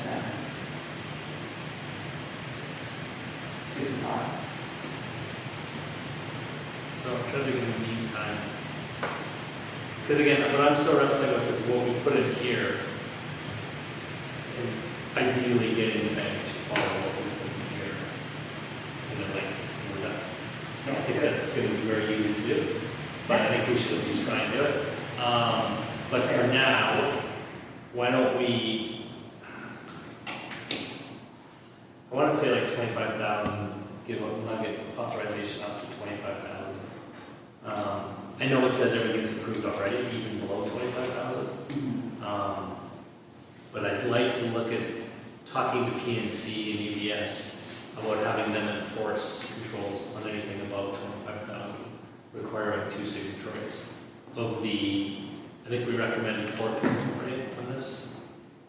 Yeah, President, three Vice more President. members and So 2 of the 4, which getting a little thin, but I think 2 of the 4 should be easy enough to get. So can we sort of write that that's what we're doing for now? Yeah, I think if you want to make a motion tonight, that until, you know, this is a temporary thing, but if you want to make a motion tonight, obviously we'll have a resolution, we can either fold that into the ultimate resolution or change it based on what the 2 things tell you. I don't think there's any harm in saying, hey, you know, not slamming Nugget at all, but it's actually a protection for Nuggets too, also, you know, for y'all to say, look, this is the way we want to do this. So I would do a motion tonight, set it whatever you want to set, and then you and I can talk and work on the language for this for another meeting. Yeah, because even to give y'all the signatories, I have to take this to the bank. No, I know, Yeah. to get a Yeah. sense, exactly. Yeah, it's very circular. So if we put 25,000, is that I think that covers 99%? everything we do, Like, except, you know, we do big projects. right, and we'll figure out a solution hopefully before we do Yeah, that. and we also probably need to discuss how you want to handle the bank transfers from the tax account to the checking account, and then from that account to UBS, and then from UBS to purchase the CDs or T-bills or however we want to do it. And I think those will be ones where we can hopefully get the instructions pre-approved. And you're allowed to move between the accounts, right? We can, Yeah, I know it makes it difficult for one of my districts because they want one of the board members to approve any CD I buy. And if anybody's done that, you know, when you call your broker to buy it, you've got a limited time to do it. yeah. Or it's gone. So trying to find somebody and go, yeah, I approve that, that's where one of the hurdles would be. Yeah. No, and then that's still taking control, at least, I'm less worried about that because you're trading within our account. Right. So the money is still accumulating points of possession. So why don't we do this, then? If everyone, is everyone okay with the 25, if that's reasonable? So then I'll make a motion that we approve the resolution designating signatory authority of the district, and amend section 2 to approve the district's operations general manager as an individual signatory on all district bank accounts up to $25,000. Is that clear enough? Yeah. And then you can keep the rest of that language in there. I think we'll keep the rest the same. Yeah, because we still want it approved by the You board. still want to do approval at each meeting, right? Yep. Anyone want a second? I'll second. Any other conversations? Does the district have a crime policy? Have what? A crime insurance policy? District, I don't think so. I have to check the TML and see what we've got. I know on my insurance, company insurance, I carry $1 million liability. I forget what my embezzlement amount is. I want to say it's $100,000. And then also my car and workers' comp. I was just thinking there might be some guidelines or restrictions on what we can do based on I that. carry another add-on on my policy for bookkeepers, auditors, investment. And Penny, we can discuss that when we review our insurance. Like, Yeah. the Yeah. personnel, that would be good to look at. That would be an agenda item that you guys talked about earlier. We'll put on the January agenda, just to review your insurance policies, period. Okay. Any further discussion? So we won't sign this one until we get it reprinted next month, right? Yeah, because I've got to do it on this page, on the face of this page. So, you can go ahead and approve it and we can sign it next month. It's okay. So there's a motion on the floor. Any further discussion?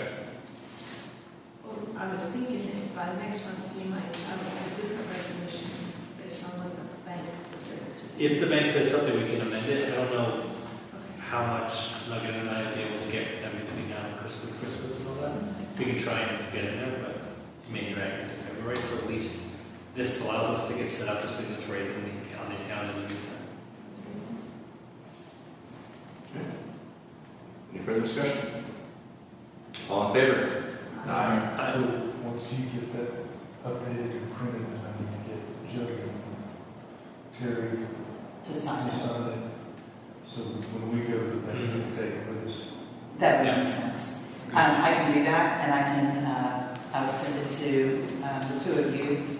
Well, I'll just send it to the three because you three have to sign, or you two have to sign. If you need weddings, can we just do it? Yeah, just sign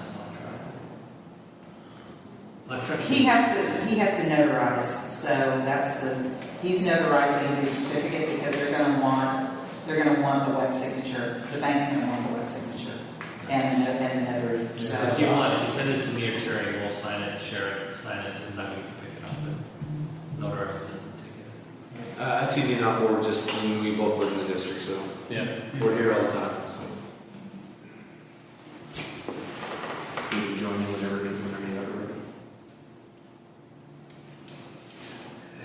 Okay, that was item number 9. Anything further about item number 9? Move on. Item number 10, discuss and consider obtaining renewing director's bonds and treasurer's bonds for insurance. Is that one for the table? Or is that one we're going to discuss? This is the one that got me thinking about insurance and stuff. Yeah. So what I don't know, and you guys maybe, it's one of the questions I asked and couldn't find an answer on is, do you have your director's bonds and treasurer's bond in place? And I'm assuming, since I don't have paperwork on it, I don't know the answer to that. I'm not going to assume anything. And that's why I put it on the agenda. To be really honest with you, that's a new one to me, so. I think it was on the budget. Is it on the budget? It was a bond on the budget. There's a payment to like $500. And it's not a lot, it doesn't have to, when you rephrase it, it doesn't have to be a lot. But, I mean, is that where we go to purchase our bonds for the district? no, these are bonding each director is supposed to have a bond for $10,000 payable to the district and conditioned on the faithful performance of that director's duties. All bonds of the directors should be approved by the board and paid for by the district. So you're in for 10 apiece. At a minimum, I mean, obviously you can do it for more than that, but that's what's the minimum required bonding. I can honestly say. I don't think we've done it. You might have to point this in the right direction. I can do that. Okay, cool. Well, then I'm glad I asked the question. All right, I will. Maybe we can do that as part of our D&O car. We'll do it as one big conversation. Right? Yeah. I'm going to make myself a note of that because I'm going to forget this is the holiday. I have a company that I can connect to. Okay.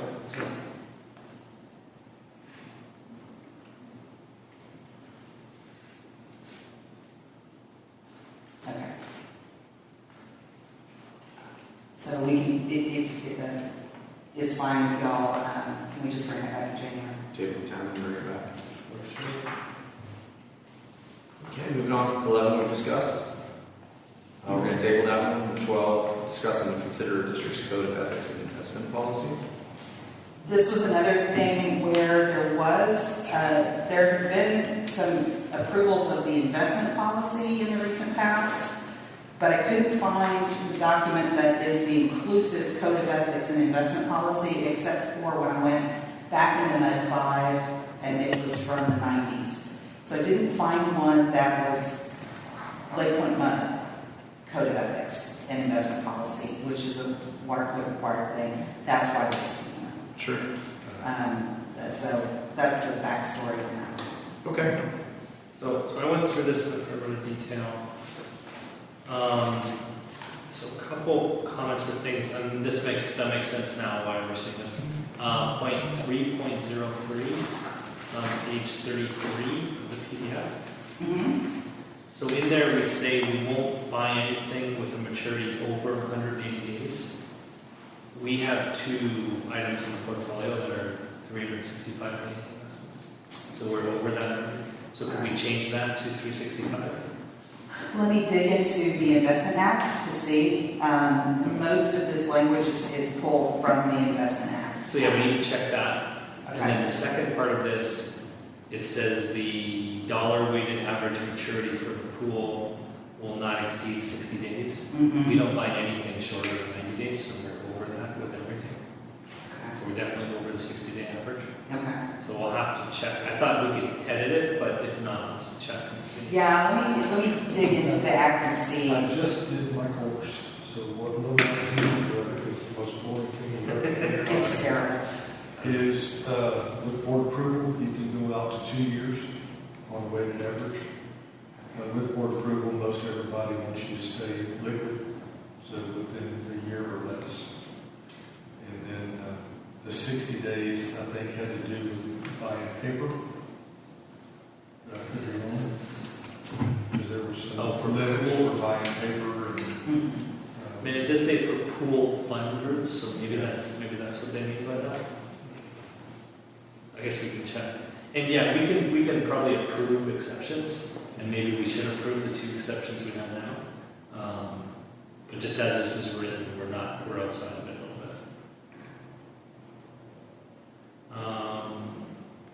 bit. 3.06, Nugget just answered, that was training. Do we get copies of the certificates? Is that sort of okay. Kelly gets it, the auditors get it.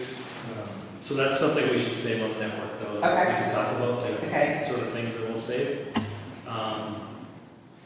3.07, this is everything that needs to be on that investment schedule.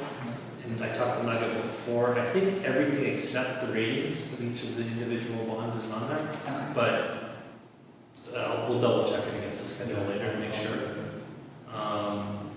3.09, are we saving down the acknowledgements from UBS that they've agreed to this policy? And so there's a separate schedule, Exhibit A2, where UBS has to annually sign off that they've read our investment policy and are respecting it. My guess is we need to update yeah. that. So we'll have to get them, after we get this finalized, to sign it, and then again, that's another thing we want to save on the network, just so we have it. Annual audit, 135 days, we'll meet that again, assuming Nugget an issue. 4.03, we must establish an audit committee comprised of 1 or more directors. We do not have an audit committee yet. So can we roll that under the finance, or Yes. do we need a separate one? You can, I think, how about if we put it on the January agenda to establish an audit committee? Okay. And then Nugget, we should let the auditors know before we sign this year's financials. We'll loop them in on that. They'll be happy. They won't have any concerns. Yeah, I mean, you're doing these things under the financing as it is. Yeah. Yeah, no, I think it fits. Can we make the audit committee a subcommittee of the finance subcommittee? Yeah. I think, what you're gonna comply if you have it on your agenda and you vote to create one, so however you guys structure it is completely up to you. And then there was just one general comment, and you're a lawyer, you probably know this better than me. Page 42, point C. I don't have it as 42, so. It is Lake Point Municipal Utility District Investment Strategies. Oh, okay. Point C. It just says that safe investment will allow the district to recover every dollar. Shouldn't it say something more like it is intended to? Like, safe investment doesn't guarantee you're going to get everything back. Like, will is a pretty strong word. Yeah, That might be cookie cutter, but it shouldn't be like a safe investment is intended to allow the district to recover every dollar. I don't have heartburn with that.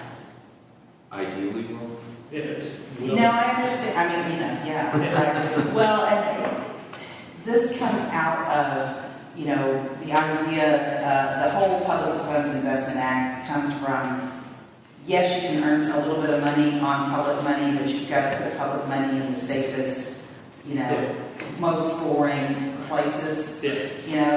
That's really what this comes from, is so that the dollar you put in is the dollar you get out, whether you get 3 cents in addition or $3 or $3,000 in interest. That's really what the whole goal here is. If you took that public money, $15, pull that exact amount out. Okay. That's what it's for. And then the last one is, and Nugget mentioned, we just need to list qualified brokers. It wasn't included in the PDF. Yeah, I did not put it on there because I figured we'd be talking about it and that you guys could talk. And I think we had a list from before, Nugget, that you That's for updated. last year. Okay, And that was all I had. I'll Okay. let everyone know. You had a couple of other things highlighted from page 36 to 42. Did you want to talk about? Those were just ones I was reviewing. I wasn't, that's on the expenses. The director's Yeah, that I just didn't realize, so that's something I'm tearing from. Yeah, I actually, and I'm wondering if that's a director's fees conversation, is it an executive session? director's fees, no, it's an open session thing, it's allowed. Okay, so Article 5, back on page 36. Jody's highlighted some things here to remind me to talk about them. As it turns out, we may get paid for our subcommittee meetings. Yeah. Is that correct? You can, as long as your resolution, number one, as long as there is a resolution that allows you to collect the fees of office, and number two, that it allows you to collect for subcommittee meetings. Right. And subcommittee activities, not necessarily just meetings. Yeah, activities. Right. Yeah, and I tell everybody, you're not going to get rich off this job. Right. You know, you got that cap, but at least it recognizes that you are putting in work. Right. You know, you're putting in a whole lot more work than you're ever going to get recognized and paid for. Right, and I'm delighted to see this because I know that within the last month, I've asked more of all of the directors and tried to build the foundation of this subcommittee structure more so than, the president doing 90% of the work and everybody else just comes to the meetings. So what I would like to propose is, and we may need a month to put this into motion, but what I would like to propose is to draft a sort of a running tally of the time spent. Now, everyone has to familiarize, there are exclusions, right, and exceptions, such as you don't get paid to review the 100 pages that Doug sent you. But you would get paid to have a meeting with LRI about some landscaping stuff, right? So we need to come up with a way. So is it all good so far? Yeah, all good. We need to come up with a way to accurately track that, and obviously the code of ethics that we just reviewed is going to dictate that everybody be honest and forthright with that. But I would suggest that we leave it up to the individual director to decide whether it's worth it to you to track your hours. But I would like to work with you to come up with a plan to comprehensive plans to put this all together. Okay. How about if I create again, I keep saying resolution, no, I don't want to shoot me. But that's your official, these are your actions. Your actions through resolution. So create a resolution on fees of office in which we can put those things. And, you guys, you can tell me or tell in resolution how you want to present your hours each month. Because you would end up being on the invoice payment list based on what you submitted for your hours for that month. And unfortunately, you are not going to be 1099. Sorry. Go over 600. Yeah. Yeah. Yeah, it's not a 1099 thing. They're not employees, but the IRS says they're for the purpose of the IRS. Yeah. So anyway. Well, we go over 600 already. Yeah.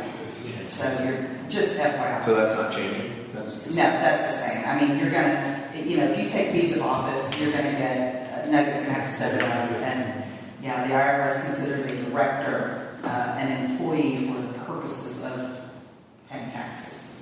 Not for legal, you're not an employee under Texas law, but for the purpose of paying taxes. You withholding on this, Mike? I never read it. You are? Okay, so this is done automatically anyway. I believe so. I'll double check with Jerry. Yeah. It's not enough matter. Because when you get your check, you get paid quarterly. And it's not 450, it's whatever it is minus tax. She doesn't give you the breakdown. Yeah, you don't get the detail. Until the last annual statement. So do you know if you guys already have a resolution on accepting our fees of I office? think we should assume. Okay, all right. I think it was just to pay for the meetings. And then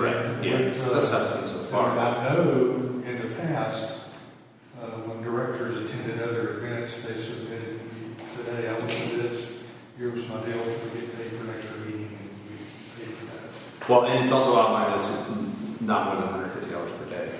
Yeah, so it's capped. So it's not like, yeah, you're not gonna get, nobody's gonna get rich off of this, and I would assume that $7,200 is a statutory thing. So it's the 150. You can do less. You change that. You can make it less. You can't make it more. Got it. I think we leave it. Yeah. Is that for government? It's not. Well, for fees of office here, it's not more than 150. But we will have to revisit the budget when we sign this resolution, start the program, what the revisit the budget is budget. Yeah, assuming we can line it into the subcommittee meeting or two a month or whatever. We can map it out. Ballpark it. And then Yeah, and it's not just, well, I guess it would be considered subcommittee duty to go to, say, for example, PUA meeting, right? Or HOA meeting, or, and to save down 250 documents, the procurement subcommittee. You can wrap that up as normal meeting preparations. Yeah. Okay, so what's the action item there? So I need to come up with a, So can we approve this with my questions, or what do you think? this would be separate. This would be on fees of office. So I think that I just made myself a note that we will do a resolution on fees of office in January. okay. But before we do the resolution, there's got to be a lot of discussion, right? Because we have to come up with a plan to do that. We have to come up with what's going to be in the resolution. Well, I will say that the law pretty much plays it out on your fees of office. You can't go over 7. Oh, no, I was saying like the tracking out.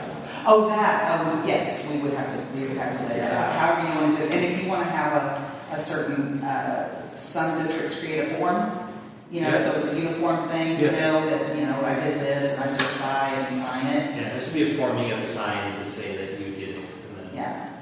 So that you can create, and we can attach that as the exhibit to the resolution, so that everybody sees the same thing. The only additional is, you have to keep up with that you don't go over the 7,200, or Jerry would have to cut you off when you did it, assuming you did it. However, you guys won't work that, but you just don't want to go over the 7,200, so. Yeah. We could just put the form on the website, download it in the first meeting. Does it have to be, could it be electronically signed? That would be up to y'all. You're trying really hard to be more electronically based, so if the board approves an electronic signature, then we'll definitely approve it. Yeah, we don't need Can we even just create a form in Google Forms? we could. Does Google provide an e-signature format? I don't know that Google does. I think it is PDF for most. Yeah, Adobe does. Yeah, Adobe. Yeah. But that would be that'd be the simplest. It was just created and you guys could just, do it each month.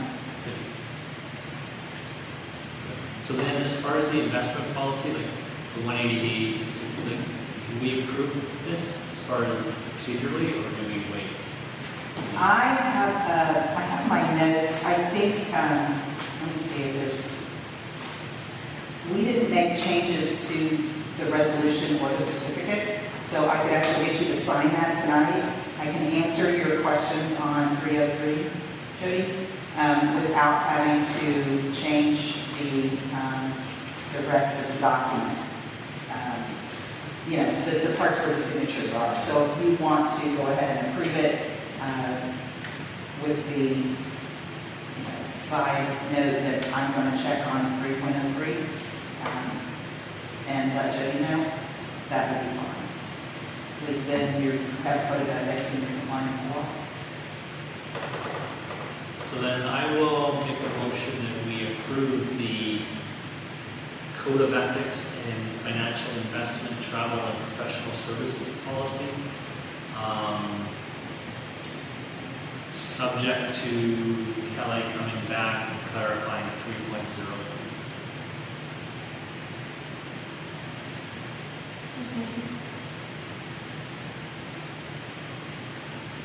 So I have a second. Is there any further discussion? All in favor? Aye.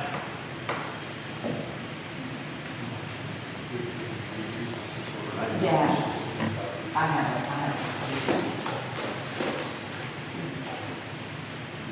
I think it's a 90%. No, it's only the, so here's this, here's that, it's signatures. And, that tomorrow. You want to go on to 13, or do we want to go to executive session and come back to 13? Your choice. They're kind of together. 13 is me talking to you on the C2. So how about executive session? Okay. So it is 9:54 p.m. We'll go into executive session. Do I have anything we need to do? For the purpose of receiving legal advice. We'll go into executive session for the purpose of receiving legal advice. And it's items, you said C2 already, didn't you? 6C2, yeah. On item 6C2. We're still streaming too?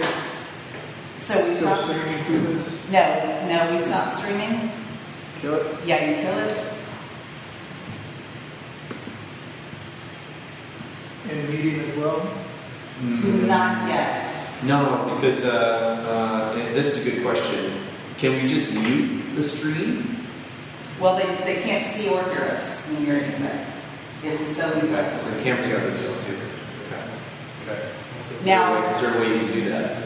I can stop the live stream, keep the recording going, but then they'll still have the recording, or I can just end the meeting. We can't end the meeting because we got to come back out. We got to come back out and at least adjourn if we just discuss anything that requires a vote afterwards. So it needs to be. Does it need to be on the transcript? the executive session, no.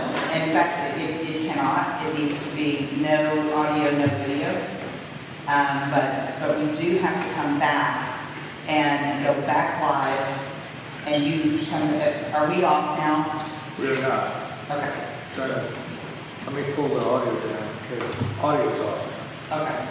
So when we come back, we have an executive session conversation, we'll come back live, and Doug would bring us back up, and you will say, it's X o'clock, and we're coming in open session. No action is taken in executive session. It's very important to always say that. So that, yeah, and I'll cue you if you don't. Yeah, you know, sorry, 1 second. Doug, is it just as easy as just muting us and then turning the camera on the other I way? can do that. And then you still leave the meeting running?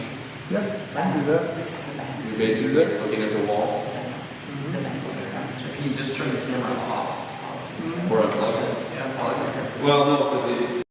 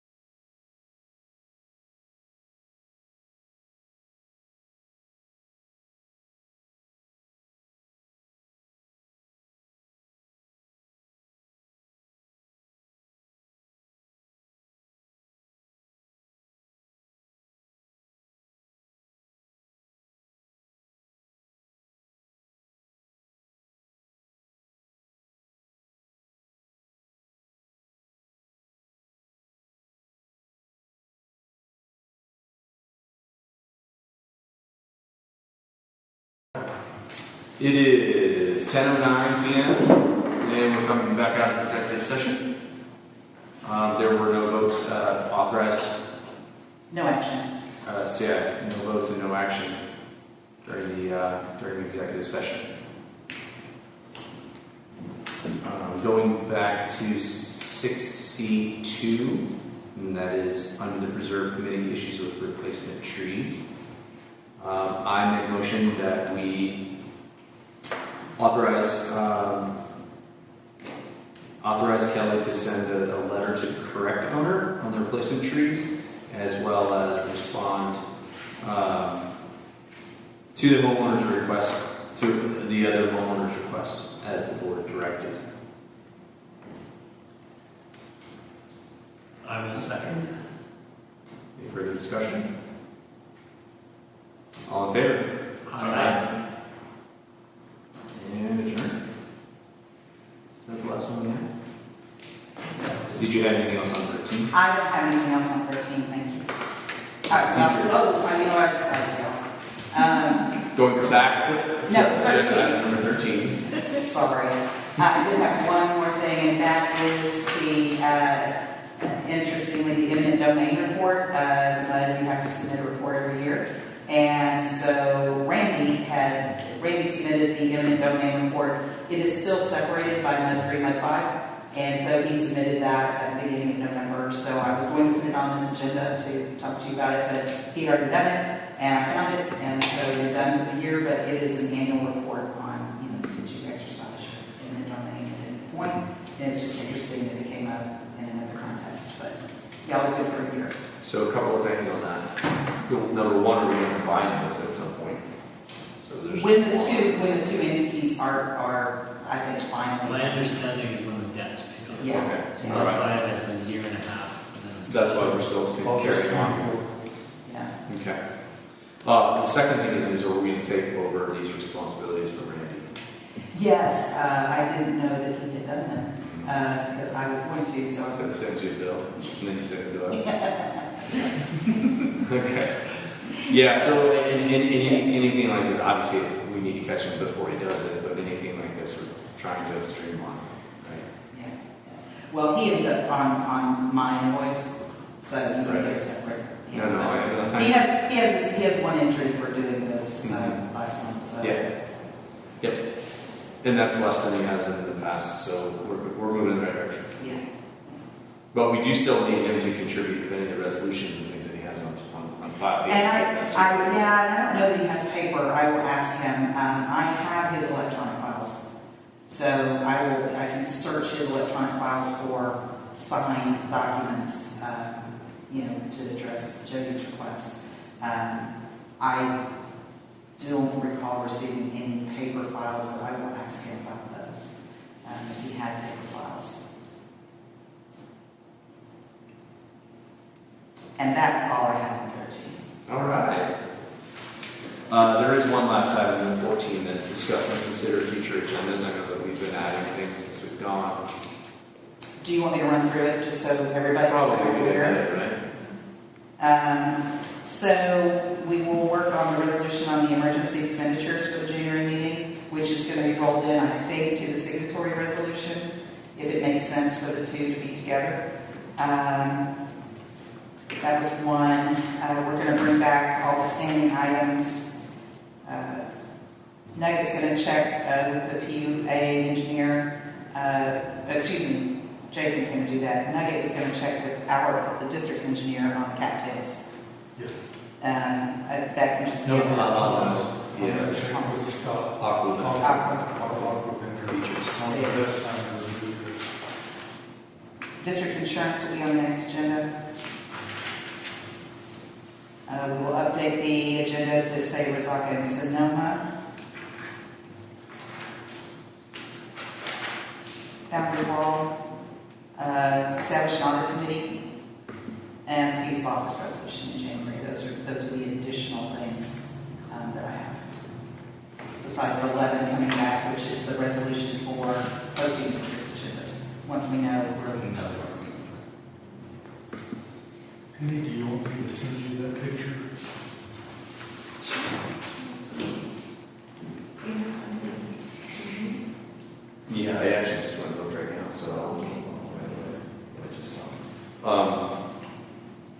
Okay, and we already have something on here about we do not. We probably need something about the kayak preserve, right? I just assumed that we put them in the committee, but we can do that item on, so. Do you want that in the preserve committee? Yes, please. Okay. And that, you know, and the truth is I like everything you just said under, where it's appropriate, under committees. Okay. You know what I mean? So we don't have, so these other matters start to fit underneath committees. And the reason why I'm doing that, well, a couple of different reasons, but the main reason is for ownership. Some won't, but you took care of the one I can tell you that I wouldn't have thought would fit under anyway, which is code of ethics, because that's everything, all the time. A lot of it's financial, so would they be going to financial? I'll try to put them under your committees, and if it doesn't make sense, then Yeah, then it doesn't make sense. Yeah. Okay. Where do we have the PUA? Under the, well, there's a standing agenda item for the PUA to discuss for Jason to come and discuss, but then it's under procurement, or sorry, outreach. Last one. Outreach, yeah. And when And maybe we even say underneath outreach we have just two items, and that is HOA and WTCPUA. I guess I was wondering where we start to put in that agenda item for the capital planning and where that would. That one's tricky, like, Yeah. I think we do need to start having more communications with them, so we have some negotiating power. I don't know the rest of it, whether it's Jennifer or Jason. He's mentioned a few times that they're willing to negotiate on getting that third pipeline in. Yes. We have some leverage. We should use it. It sounds like they'd be willing to trade some of that land. Like, it's just feel like there's some opportunity for us if we get ahead of it, rather than wait till it's already in their plan and we've already decided to do it. Like this eminent domain thing. You have really good points on that. He's coming at it from a very different perspective than we are. So Does the MUD already have any building coverage? I believe that's what she just read. Was So if that's the case, we are part of the PUA, so they can't use our. I think he was talking more in that the PUA doesn't have any, and they wanted to seek it, but they're trying to seek it legislatively because that's the only way they're going to get that authorization. Right. So they've got to push that through. Us, being one of the founders of the PUA, essentially, with those kind of transfer. As part You of can't, no, the district can't transfer that power. I guess transfer might have been over, but as the district being an owner of one share owner of the PUA, is it just not enough? Right. I mean, he said they can rely on us. Yeah, they have contracted, we worked in hand, but we're not giving them that We power. can't go in the domain Highway 71 at the Burnhouse River so they can finish the water line. Yeah. Right. So, but anywhere within maybe City B caves, they can go to City B caves and get them in. Anywhere within Lake Point, they can come to us and get us to do it. Right, which is why I don't think we should give it to them. Right. Rather than ask us to do it. I don't know how friendly the legislature ever is to expanding eminent domain anyhow, so they've got to get taken care of if they keep building downtown. Well, but they did put together a budget of $200,000 to put some directors on it. So, Put some directors on going to the Capitol. Are they sending the directors down to make hiring? well, Legislative liaisons. I'm sure that's what they're kind of set up to do, but. I didn't mean to open a can of worms, but there was a lot of stuff that packed into that conversation. I was trying to figure out where we need to put it so that we can start to address those. I definitely felt, we was kind of a lot, and so he definitely considers himself more of a PUA representative than a Pointe MUD representative, and I can see why, given his expertise.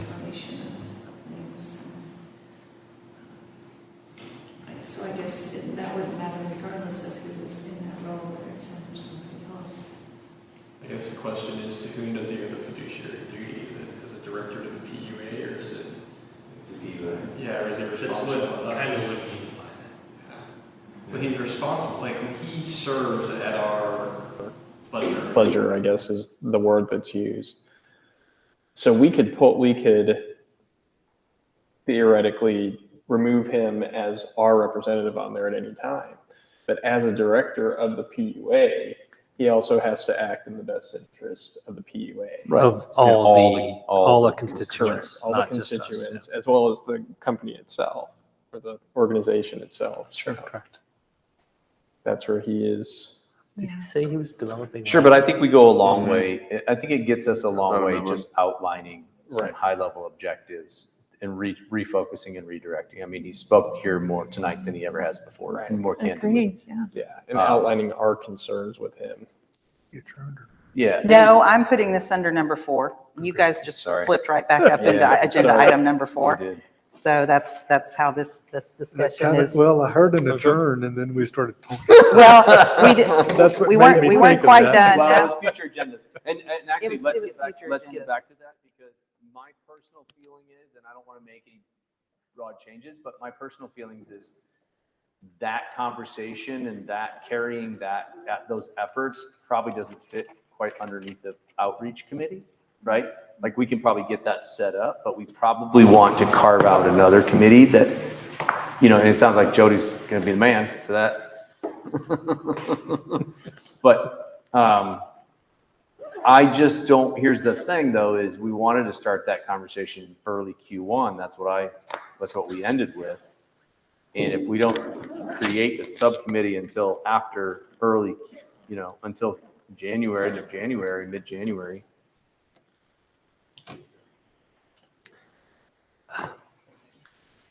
Yeah, I think, well, I don't think you're gonna get any meetings between now and New Year's anyway.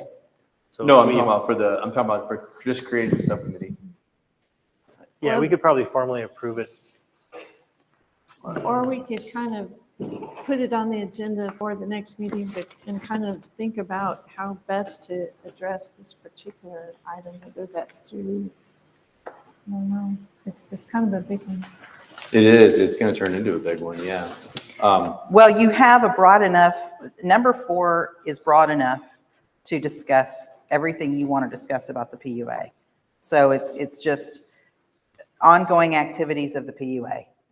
So that qualifies. Yeah. So I think the expectation would be that we come back in early January and we put together a committee to embark on this conversation and longer term work with the PUA. Does that make sense?